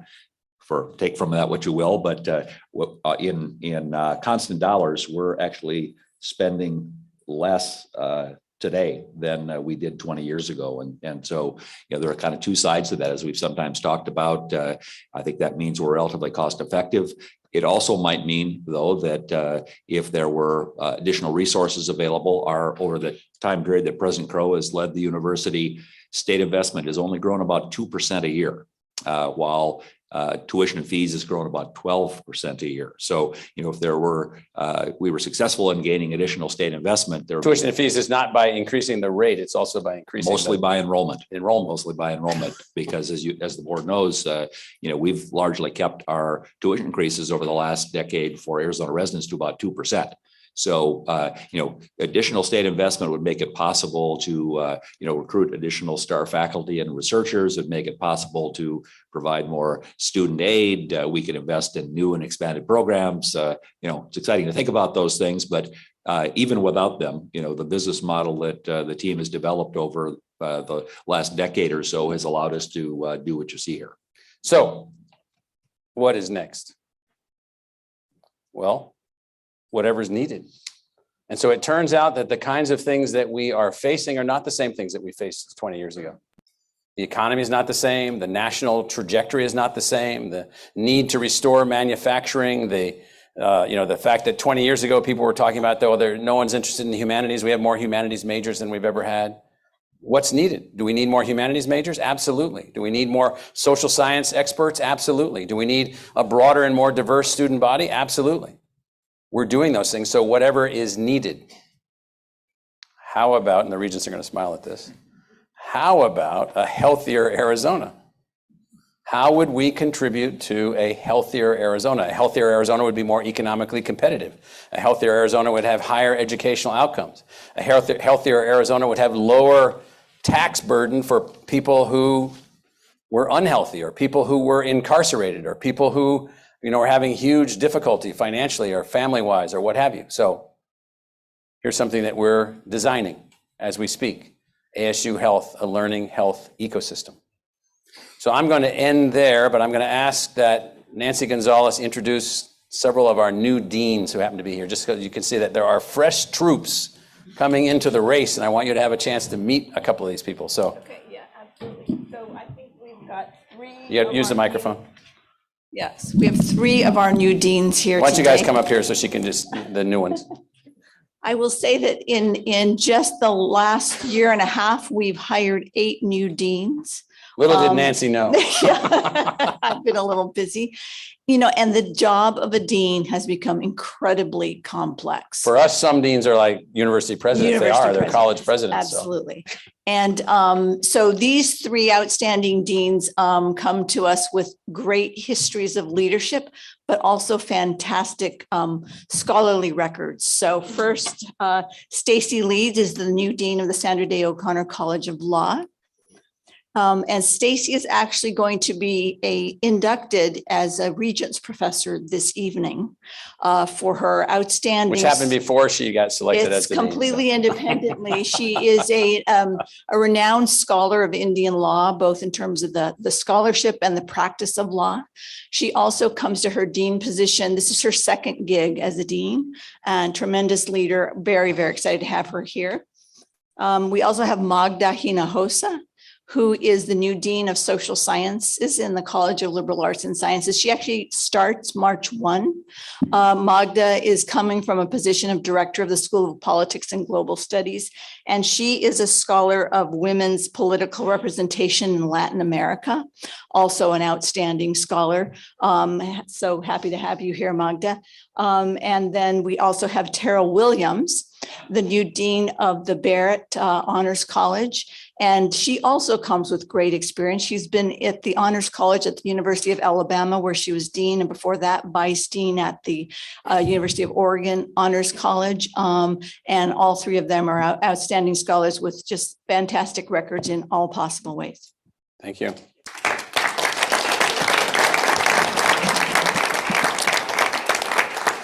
So I do want to say that my colleagues at the frontline table here are working vigorously in every possible way. I have a very strange name for this group. It's called Working Group Matrix.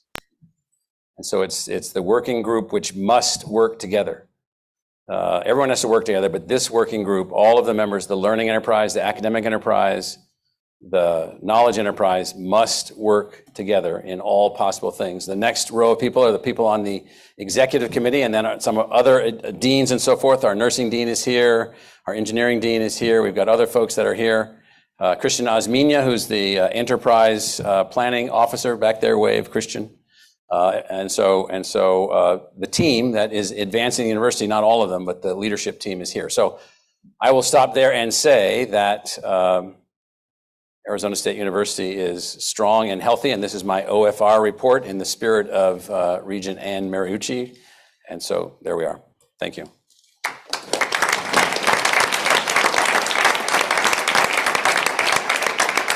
So questions and comments, and I left 17 minutes. Thank you, President Crow. I am always amazed when this ends. It's like drinking from a fire hose, and the plans, the things you already have in action are impressive and geared, towards incredible success. Are there comments or questions from the board? Silence. Regent Brewster. Thank you, Chair Manson. I guess, Dr. Crow, there is greatness in every one of those slides, but there is complexity in every one of those slides. The art of communicating to the public, the various interested parties, from a marketing, public relations standpoint, getting this word out and making any one of these aspects of our approach for Arizona State. Any thought on how we can do that better and make the traction for Arizona State with the state of Arizona, frankly, the nation and the globe, better to understand where we are and where we're going? Well, I think, Regent Brewster, that's a very important and valid comment. It's exceedingly challenging to express to the general population the breadth of what a university does, because they're mostly interested in their kids, their families, their neighborhoods. And so one way that we communicate is through them directly, and we are engaging more and more and more of them in every possible way. So I think we're making progress there. To the business community, we communicate on another channel or on other frequencies, and I think we're doing well there. To decision elites in Arizona, I think we're doing generally poorly there, with at least in some of the bodies, and we haven't been able to find a frequency where we have individuals who will stop saying things to us that are just completely false. That we're not patriotic, that we don't believe in the success of the United States, that we don't believe in the defense of the United States, that we are communists, or we're all these other things. And now these are small numbers of people who are not well informed, or who have preconceived ideas that are framed somewhere else. So I don't know what we can do about that all the time. But what we're trying to do is we're trying to find ways to communicate across all of these channels. We've got several of our communicators here. Jim O'Brien has two jobs. He is the Senior Vice President of the University for University Affairs, all things external, and the University Chief of Staff as my principal deputy in my office. Jim, why don't you just offer some comments? And then sitting next to him, he doesn't know I'm going to call him, is Chris Fiscus, who is our Chief Public Affairs Officer and Chief Communicator. And that's only one angle. Mostly what we have to do there is talk about, no, those are lies, damn lies, and statistics. And so, Jim. I think there's many elements, but let me mention three elements in terms of how we do better, how we do more, first, we've been working to develop the capacity to communicate at the institution. Universities historically, I think, have been locked into a paradigm which is somewhat cookie cutter in their approach. We've been at this for a number of years, and so even organizationally, we now have media relations separate from marketing and marketing and then government affairs. And so we've tried to build capacity in very specialized organizations that we treat, and President Crow used this word earlier, as firms. We even need to think internally a little bit differently. So media relations that Chris leads, it really needs to think of itself as a firm, and marketing needs to think of itself as a firm. Building capacity also means finding the right talent. So when Dan Dillon, who's now leading ASU Enterprise Partners, first came, he came as Senior Vice President of Marketing. He came from the private sector. We're bringing more talent into the institution with different experiences to apply that to these communication challenges that we have at the institution. So building capacity, I think, is the first element of perhaps doing more and doing better. A second is broadening out the responsibility across the institution. So yes, we do many things centrally and manage them centrally, and we'll always continue to guide the communication. But we need our colleges and schools and other units. There's not enough voice, not enough. To step up their work. So with Dean Squires here, for example, the College of Engineering is a powerful, powerful force. And we have to have the college sort of lean into this communication challenges we have. And I think the colleges are stepping up and doing more. And then typically our colleges were never well-staffed in development or communications. That was all central, and we're evolving away from that. Anything else, Jim? Well, just one last thing. We just have to be creative. The world of communication is changing so dramatically today, the channels of communication. So I often get frustrated because people talk about we need to put out a press release. Well, we did that in like 1982. And so like that has gone away. So in a world of social media, in a world in which there's so much noise and so many avenues of communication, we just need to be more creative about the way we get people's attention. Now, we do have over 400,000 donors giving us billions of dollars. So we are communicating with them. We do have the cities of Mesa, Tempe, Scottsdale, Phoenix, others contributing and investing in the institution. So we have to be somewhat cautious about becoming overly responsive only to one group or another group. But Chris Fiskus, who's our Chief Media Relations Officer, and then Dan, I'm going to call on you relative to marketing. How are we managing? So Chris, by the way, has to deal with me, which is the biggest headache of his entire life. And Chris is a former journalist at the Arizona Republic. So thank you for the question. And I think we could have a half-day session on that, which might be a good idea. But it was so much easier before. As President Crow said, I was a 20-year journalist, and it used to be we would write really long stories, good stories, but really long stories, and deal with press releases, as Jim mentioned. We still write long stories. We still get press releases. We still send press releases. But it's just so much different now. It may be a 1-minute video. It may be a 5-minute video. It may be social media, and it may be a long, very targeted traditional media, but they all better be different, and they all need to hit a very specific audience. And I think that's the difference. Is it used to be you had a megaphone. Now we need about probably 70 megaphones, which are very, very specific in their reach. So we're learning about these things now. Dan, as Jim mentioned, is the CEO of Enterprise Partners, one of the firms, the not-for-profit subsidiary firms with a single shareholder, us, to serve us. We just stood one up in marketing. And so marketing is a part of all of this also. So you can see from our numbers that we must be convincing someone that what we have is of value because they're coming here and buying it. And so, Dan, what are we doing on the marketing front?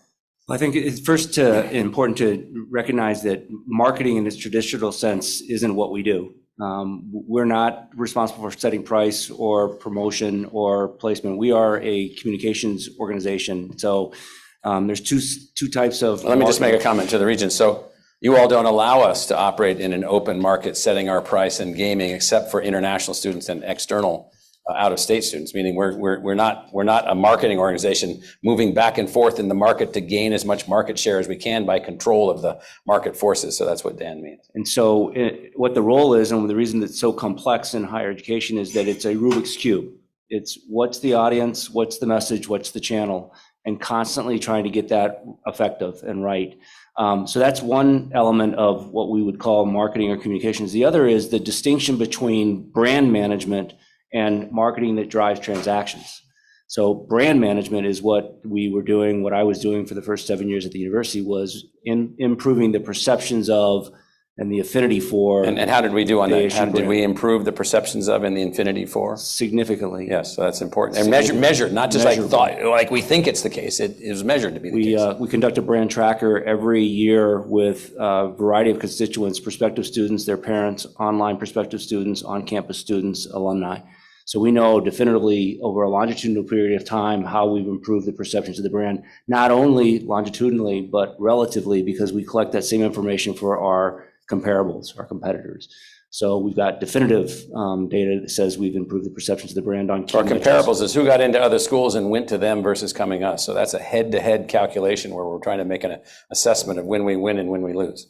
And so the final comment is that the brand management is a separate and distinct effort, different from transactional marketing that results in someone either enrolling, purchasing a learning enterprise product or service. So those two types of marketing is where we've just separated the efforts. One sits in our brand strategy and brand management operation. The other is in this new unit that President Crow just referenced called the Outreach Hub. So, and we understand where we are. We understand that we're not masters of this yet, but we're trying to be. Regent Herbold. If you looked at the last 5 to 7 years on your student charts, you would see the campus enrollment heading toward flatness. Almost. Slight increase in flat at the moment, yes. And you see this skyrocketing online activity. Yes. Take that and also blend in the fact that a lot of younger people have become aware of the fact that working in an office probably is not what they want to do, and they're demanding a lot more flexibility. You can imagine in 5 to 7 years in the future, those curves basically positioning ASU as an online education college. And yeah, I think they have a campus, but I'm not sure. Yeah, so personally, I don't see that happening because of the nature of the broader environment that we've built at the university. So what I mean by that is the research intensive activities, the discovery activities, the team building activities, that won't be for everyone. But I think that we will continue to grow physically. We think that we'll be at about 100,000, 95,000 to 100,000 students. That's kind of the capacity of our campuses. Then we'll have to figure out how to deal with additional demand that we may or may not have. We can see that demand now. We can see that demand by our applications, by the people that are looking at us, who's coming and so forth. But we also, as we show in the goals, we show continued substantial growth in online learning for both people who didn't finish college, people who finished college and went on to their careers and need additional college. And then the third category is what Maria and her team are focusing on, which is these universal learners and lifelong learners.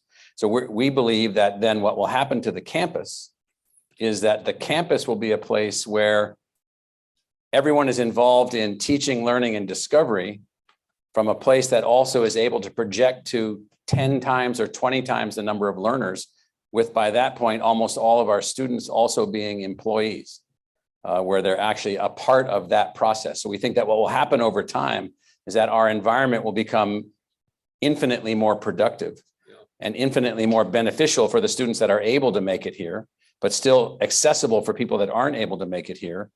And we can see early stages of that now. I think, Morgan, you would know about 15,000 of our students are now employees of the university, give or take.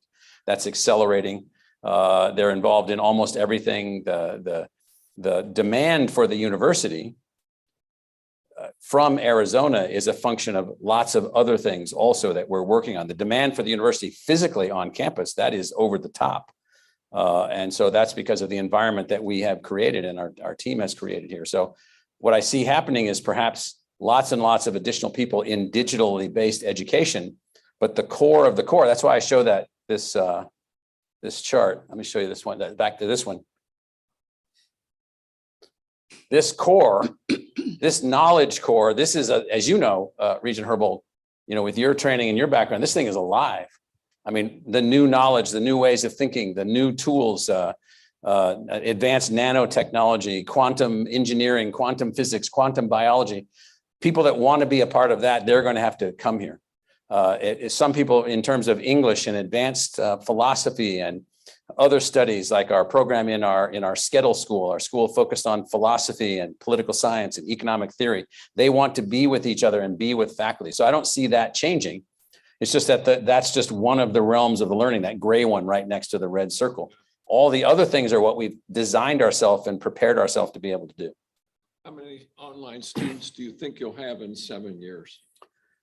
Well, I could ask Rich Stanley, our most skeptical executive.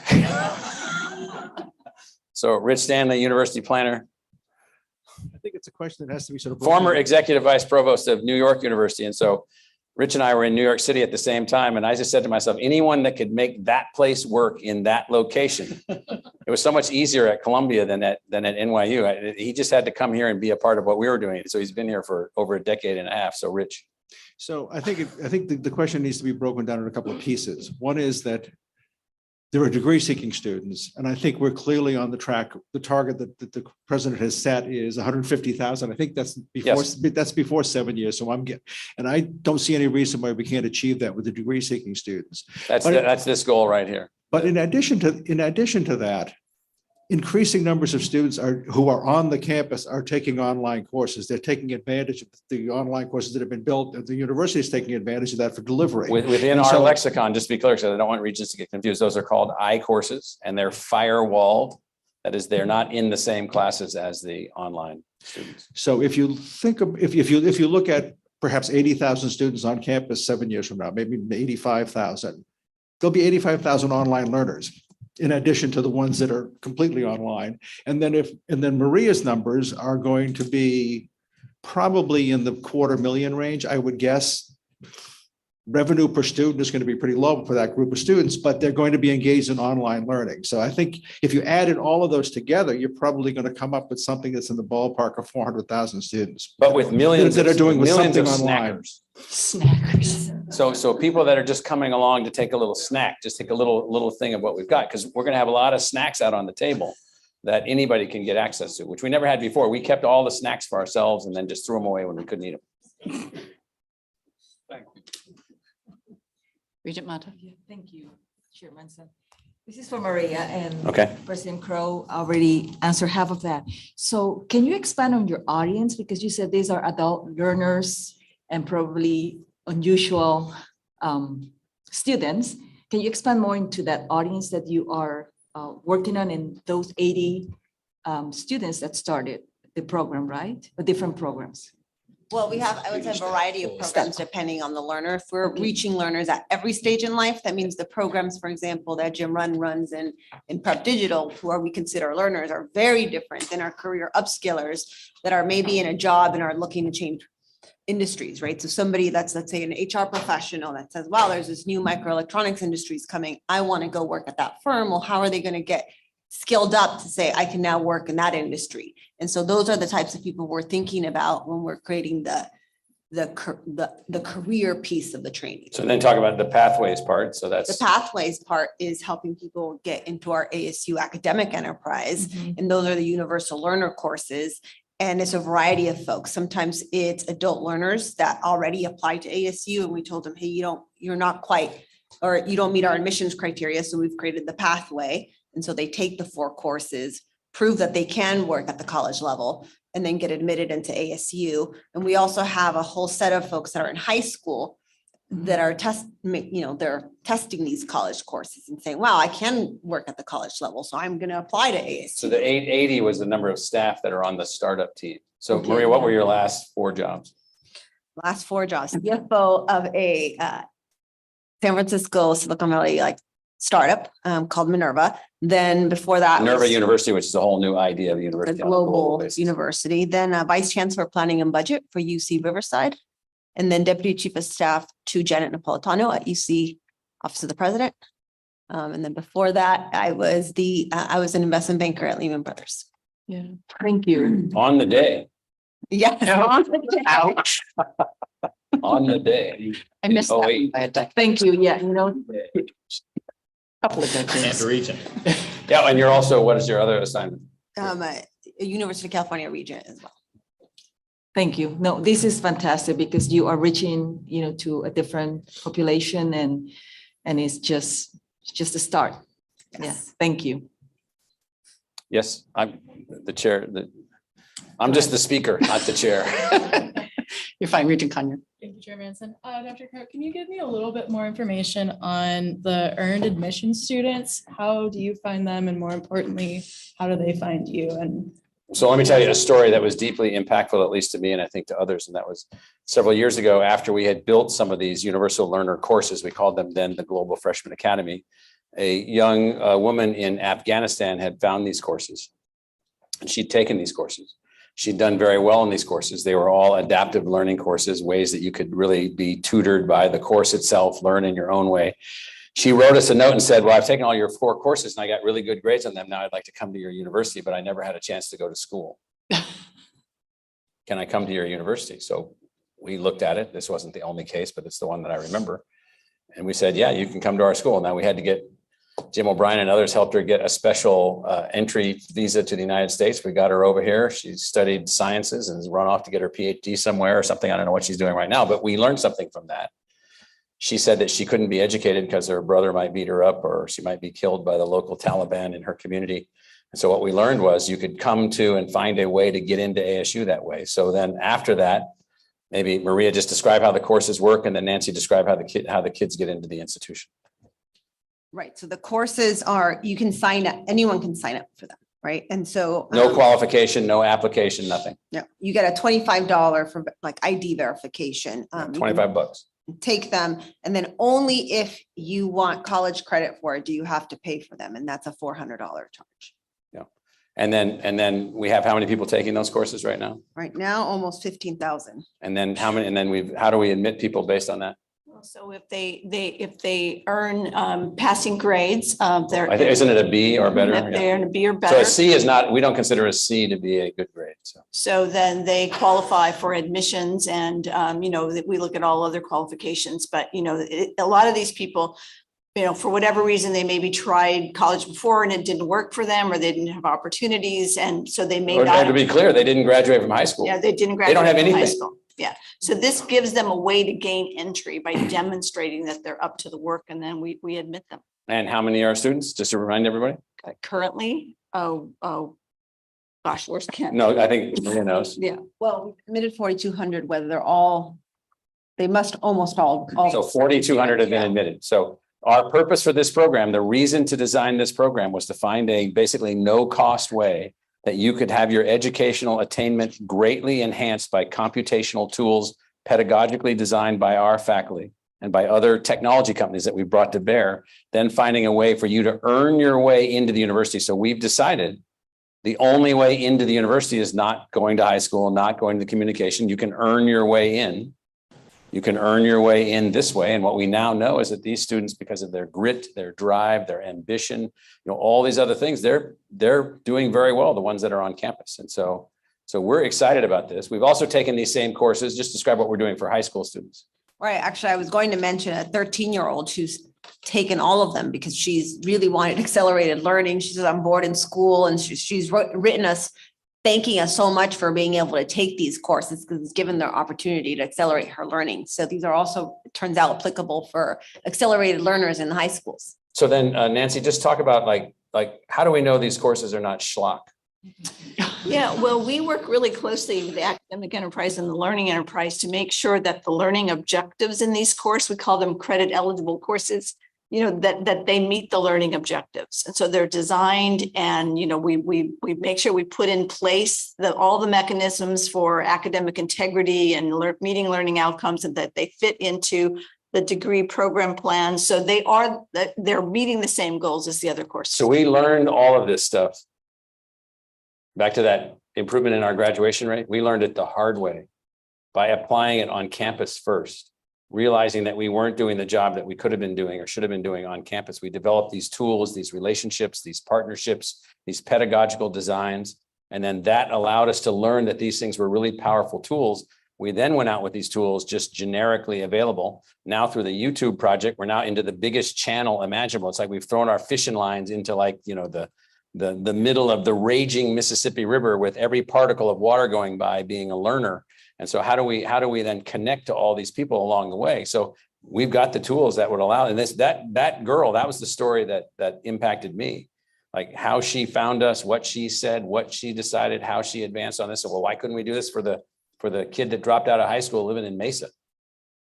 Particularly the one that wants to take these courses and can get through these courses. So. Thank you. Any other questions or comments from the board?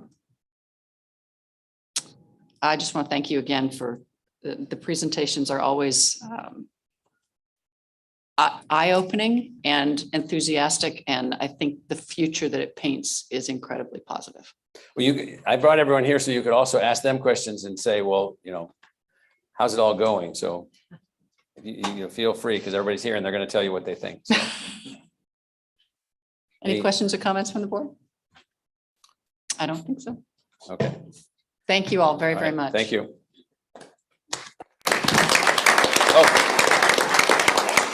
So we have, you'll be getting shortly. We have 2 documents to give you. Let me just make sure that I have them. I set them down somewhere. I don't know where they went. Oh, okay.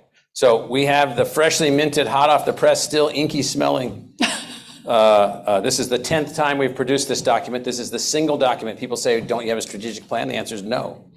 We have a vision and goal statement called Toward 2028. We produce it every 2 years, and it looks out for 5 years. It has in it our charter, the driving document, the design aspirations with the 9 design aspirations on it, and it has the summary of the goals that I just walked through. So this is the latest version of that, and it's what we're doing going forward. And we also have a hard copy of the presentation, which we didn't want to give out to you before the presentation to distract you. So we wouldn't read it while you were doing it. Yes. Thank you very much. Before we move on to the final reports that we have for the meeting, I did want to introduce somebody who I believe is in our audience, Aaron Hart, who's the policy advisor for higher education from the governor's office. Just wanted to introduce you and say hi. Thank you so much for being here. Our next item on the agenda is the TRIF supported Regents Community Grant Retention and Recruitment of Public Safety Personnel. And I believe Ken Pelasco from the ABOR office is going to present this. Absolutely. Pick a microphone.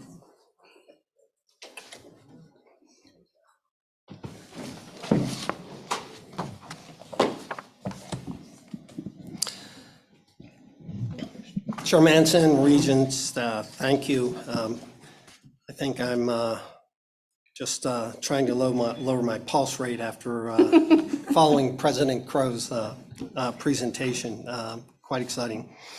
So I'm here 5 minutes to give a quick update on the Regents Community Research Grants. And I put the word research in there because when I've talked to other folks about this community grants, they think that we have funding that goes directly to the community.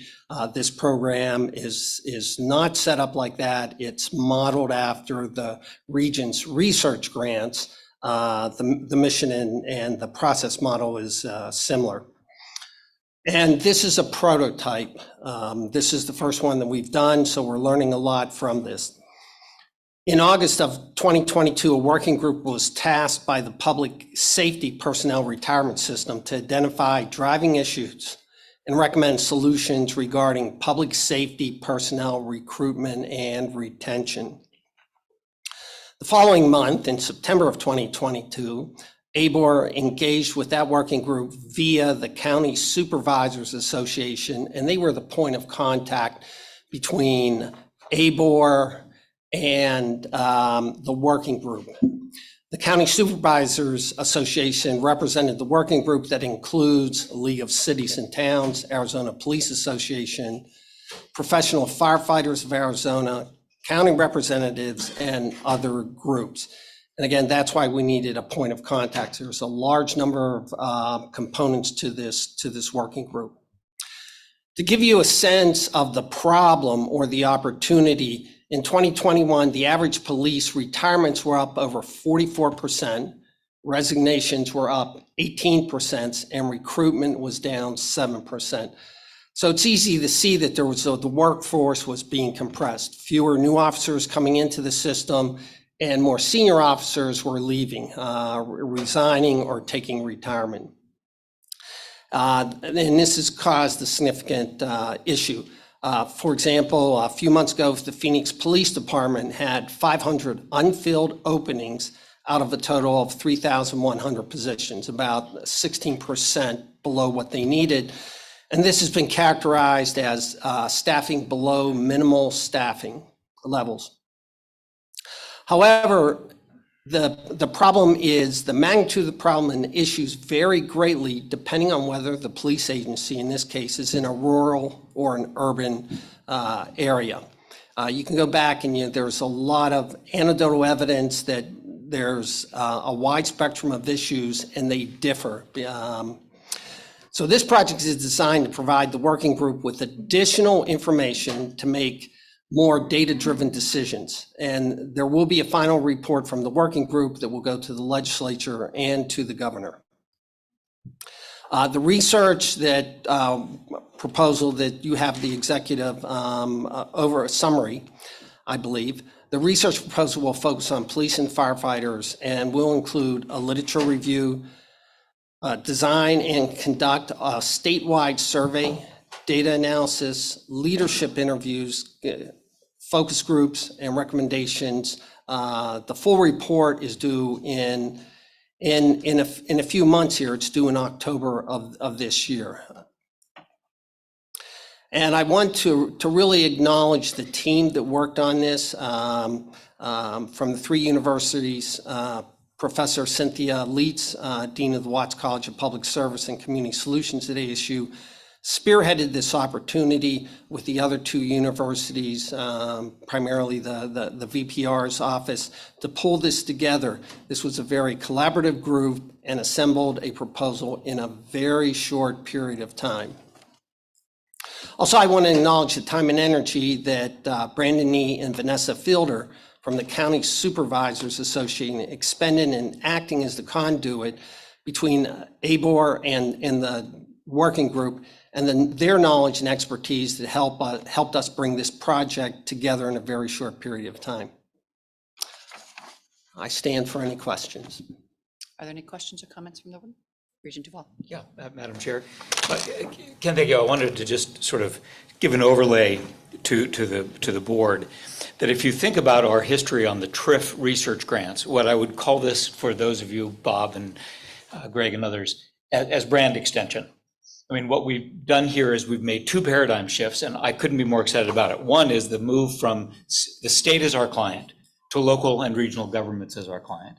And the second is that although we've tipped into this on the research grants, now we've done it wholeheartedly, moving from just being a solution provider in hard sciences to being a solution provider in social sciences as well. And I think it advertises the full panoply of our capacity at the universities by doing that. And I think will engender enormous goodwill for the taxpayers that pay the freight. So thank you for your leadership, Ken. Appreciate you and your team. Thank you. Thank you. Any other questions or comments? Okay, seeing none, I am going to move that the board approve a TRIF-supported Regents Community Grant concerning the retention and recruitment of public safety personnel. Do I have a second? Second. All those in favor? Aye. Aye. Any opposed? Any abstentions? The motion does carry. Good work to be moving forward. We now have a report from the Academic Affairs and Educational Attainment Committee, and Regent Duval, as committee chair, has the floor. Terrific. Thank you, Madam Chair. The Academic Affairs and Educational Attainment Committee met on January 6th. We reviewed and discussed the University of Arizona's General Education Crosswalk. We heard a description of the board's committee reorganization from Director Arnold. We reviewed and forwarded to the full board NAU's proposed revisions to their institutional university metrics, as well as their enterprise-wide metric targets. And we approved two new board policies and academic programs and units at ASU and NAU. This concludes the Academic Affairs and Educational Attainment Report, Madam Chair. Thank you very much. Questions or comments from the board? Okay, that was just for information. We will now move on to the Finance, Capital, and Resources Committee report. And Regent Pacheco, you have the floor. Thank you, Madam Chair. The Finance, Capital, and Resources Committee agenda included item 11 as well as items 23 through 30, which were approved on the consent agenda earlier today. For item 11, I will give you a report on the Finance, Capital, and Resources Committee meeting that was held on January 26th of this year. At this meeting, the committee discussed the following items, which were already voted on as part of today's consent agenda. A, leases. The committee reviewed 3 U of A leases. B, IT project. The committee reviewed the U of A's request to replace its financial system. Capital projects, the committee reviewed an individual construction project that was included in the U of A's annual capital plan at the September board meeting. Then we moved on to property purchases. The committee reviewed an ASU request to purchase a parking garage in the downtown Phoenix area. And plan amendments. The committee reviewed 2 administrative requests from the board office to amend the optional retirement plan and the cash balance pension plan. At this same meeting on January 26th of this year, we also reviewed a report of the fiscal year 2022 annual financial review. We discussed the tuition setting timeline and procedures and reviewed the Florida University system, which is just one in a series of systems that we will be reviewing. None of these items required committee action. I do want to emphasize that we are going to, through the course of this year, be looking at systems across the country that are performing well, that are similar to ours, to understand what their relationship is from a funding standpoint and from a governance structure standpoint. So I really appreciate the A board team putting all of that information together. I thought it was a terrific presentation and a really good discussion. And Madam Chair, this concludes my report to you. Are there any questions? Seeing none, we will move on. Thank you very much. We now move on to the Student Regents report, and Regents Conyer and Reese, please proceed. Thank you. Thank you, Chair Marison. Good afternoon, everyone. Thank you to Arizona State University for hosting us for an impactful, collaborative day. It has been exciting and reinvigorating to hear of your great progress and continued innovation. From the student side of things, Rachel and I remain committed to mitigating student insecurity in the realms of housing, food, and beyond, as was brought to light in the Student Insecurity Report spearheaded by our predecessors. We are eager to help establish this specific initiative as a long-term project for student regions to carry on, especially given the current board restructuring efforts being completed, allowing for more time to be spent on these type of impactful projects. In order to accomplish this, I hope to work with our student governments more closely, and it is a goal of mine to evolve our student regent and student government meetings to be more productive and strategically focused, allowing for more productive, impactful work. Before handing it off to Rachel, I want to call attention to the upcoming Regents Cup taking place later this month at the University of Arizona. This event, created by former Regent Karen Taylor Robeson, offers students the opportunity to showcase their storytelling and debate skills. I'm genuinely excited to hear my peers comment and debate, and I encourage all to attend. Thank you. Thanks, Caitlin. As for my update and our last meeting with student government leadership, Regent Reese and I received campus updates related to the new multi-year tuition and fee setting process. Each leader present demonstrated a commitment to the student input that they received, while also understanding the need to sufficiently fund universities at their full capacity. This is not an easy process, and I commend the student body president's attention to addressing unique campus concerns and considering administrative input from each of their institutions. Regent Reese and I support their efforts to provide excellent, affordable education to students across the state. If any student organization has questions regarding the revised tuition and fee structure, especially as it pertains to the needs of current and future university students, we would be more than happy to provide further clarification or assistance. And this concludes our student regent report. We look forward to sharing more updates at our next meeting in April. Thank you very much. Are any questions or comments for the student regents? Just appreciate the time that you all put in on top of heavy class loads and lots of work. It's commendable, and we really appreciate your input and keeping us in touch with the students as well. Thank you, Chair Manson. Our final item today is the report from the Arizona Faculty's Council, and Professor Dolan, you have the floor. All right, thank you. Last but not least. Dear regents, presidents, and guests, the faculty of the 3 universities welcome the opportunity to meet with you and share positive developments and concerns as well. While the salary raises and adjustment made this fall were extremely welcome, we look forward to your continued support at the legislature of our faculty and staff in achieving compensation worthy of their ongoing efforts and hard work and reflective of the current inflation, cost of living increases, and rising housing costs across the state of Arizona. Economic insecurity also affects students in every area of life: housing, transport, food, and other basic needs. These conditions are exacerbated for international students who are even more precariously placed. In addition, increased SNAP benefit eligibility, which was expanded during COVID and has assisted college students, is set to expire at the end of this month. We continue to be committed to promoting open and civil discourse in our classrooms and among our students, but we are also quite cognizant of current threats to diversity, equity, and inclusion, or DEI, both nationally and locally. Through a variety of scholarships, policies, the universities and ABOR have made great strides in expanding access to a university education.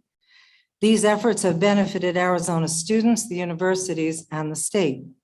For example, the College Attainment Grant and the Obama Scholars Program, part of the ASU Advantage Program, helping many attend college without debilitating debt. The Arizona Native Scholars Program at the University of Arizona offers free tuition to members of federally recognized tribes in Arizona. NAU has the Access to Excellence program in support of every Arizona student who wants to attend college at NAU.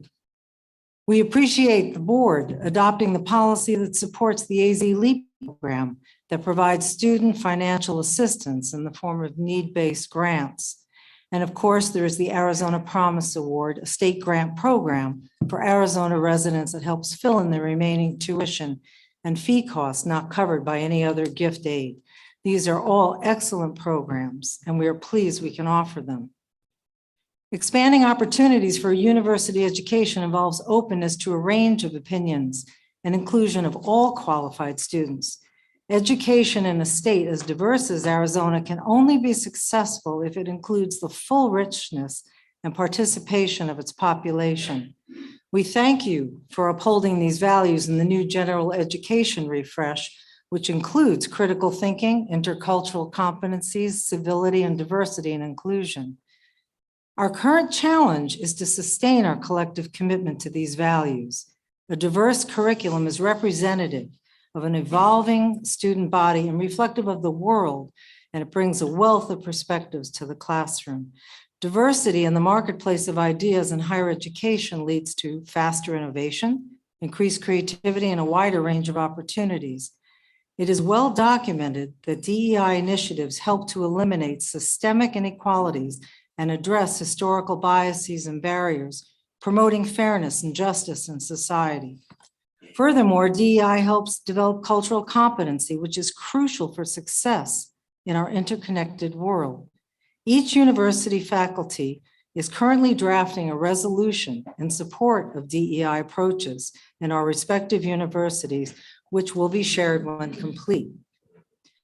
In the past 3 months, generative artificial intelligence has become easily accessible to all in the forms of programs like chatbot, DALL-E, Stable Diffusion, and more. Technology like this can threaten academic integrity in the classroom and promote the spread of misinformation and fake news, as authorship is hidden and AI-generated content can be difficult to distinguish from authentic material. This places additional burdens on faculty efforts and accurate evaluation of critical thinking skills. However, there is also positive potential in AI technologies that need to be explored, as AI is here to stay. We look forward to working with the board and our respective universities to find ways to adjust pedagogical practices to adapt and capitalize on these new technologies. And finally, just to note, I have formed a committee from each university to examine and update the AFC bylaws as well. Thank you for your ongoing support and partnership to improve the educational outcomes of all our students and to enhance our engagement with Arizona. Thank you for your time that you've allowed to us to address you. So thank you. Thank you, Professor Dolan. Are there any comments or questions from the board? Okay, that concludes our agenda for today. I do have a few announcements before we're out of here. First of all, those who are attending the ASU Regents Professor Ceremony, it is being held in the Ventana Ballroom, which I believe is down the hallway that way. Is that correct? Probably. Probably. Faculty breakfast is scheduled for tomorrow morning at 7:30 a.m. in the Cochise Room, also in this building. And then following the faculty breakfast, the board is scheduled to reconvene in executive session at 9 a.m. in the Alumni Lounge, which was where we were earlier for executive session, for reviews of assignments with President Crow and President Robbins and the remaining items on the executive session agenda. The board will adjourn immediately following that executive session. So I, again, would like to thank President Crow and his staff and Director Arnold and the board staff for their work in putting this meeting together. It is a significant effort. So thank you all, and the board is now in recess.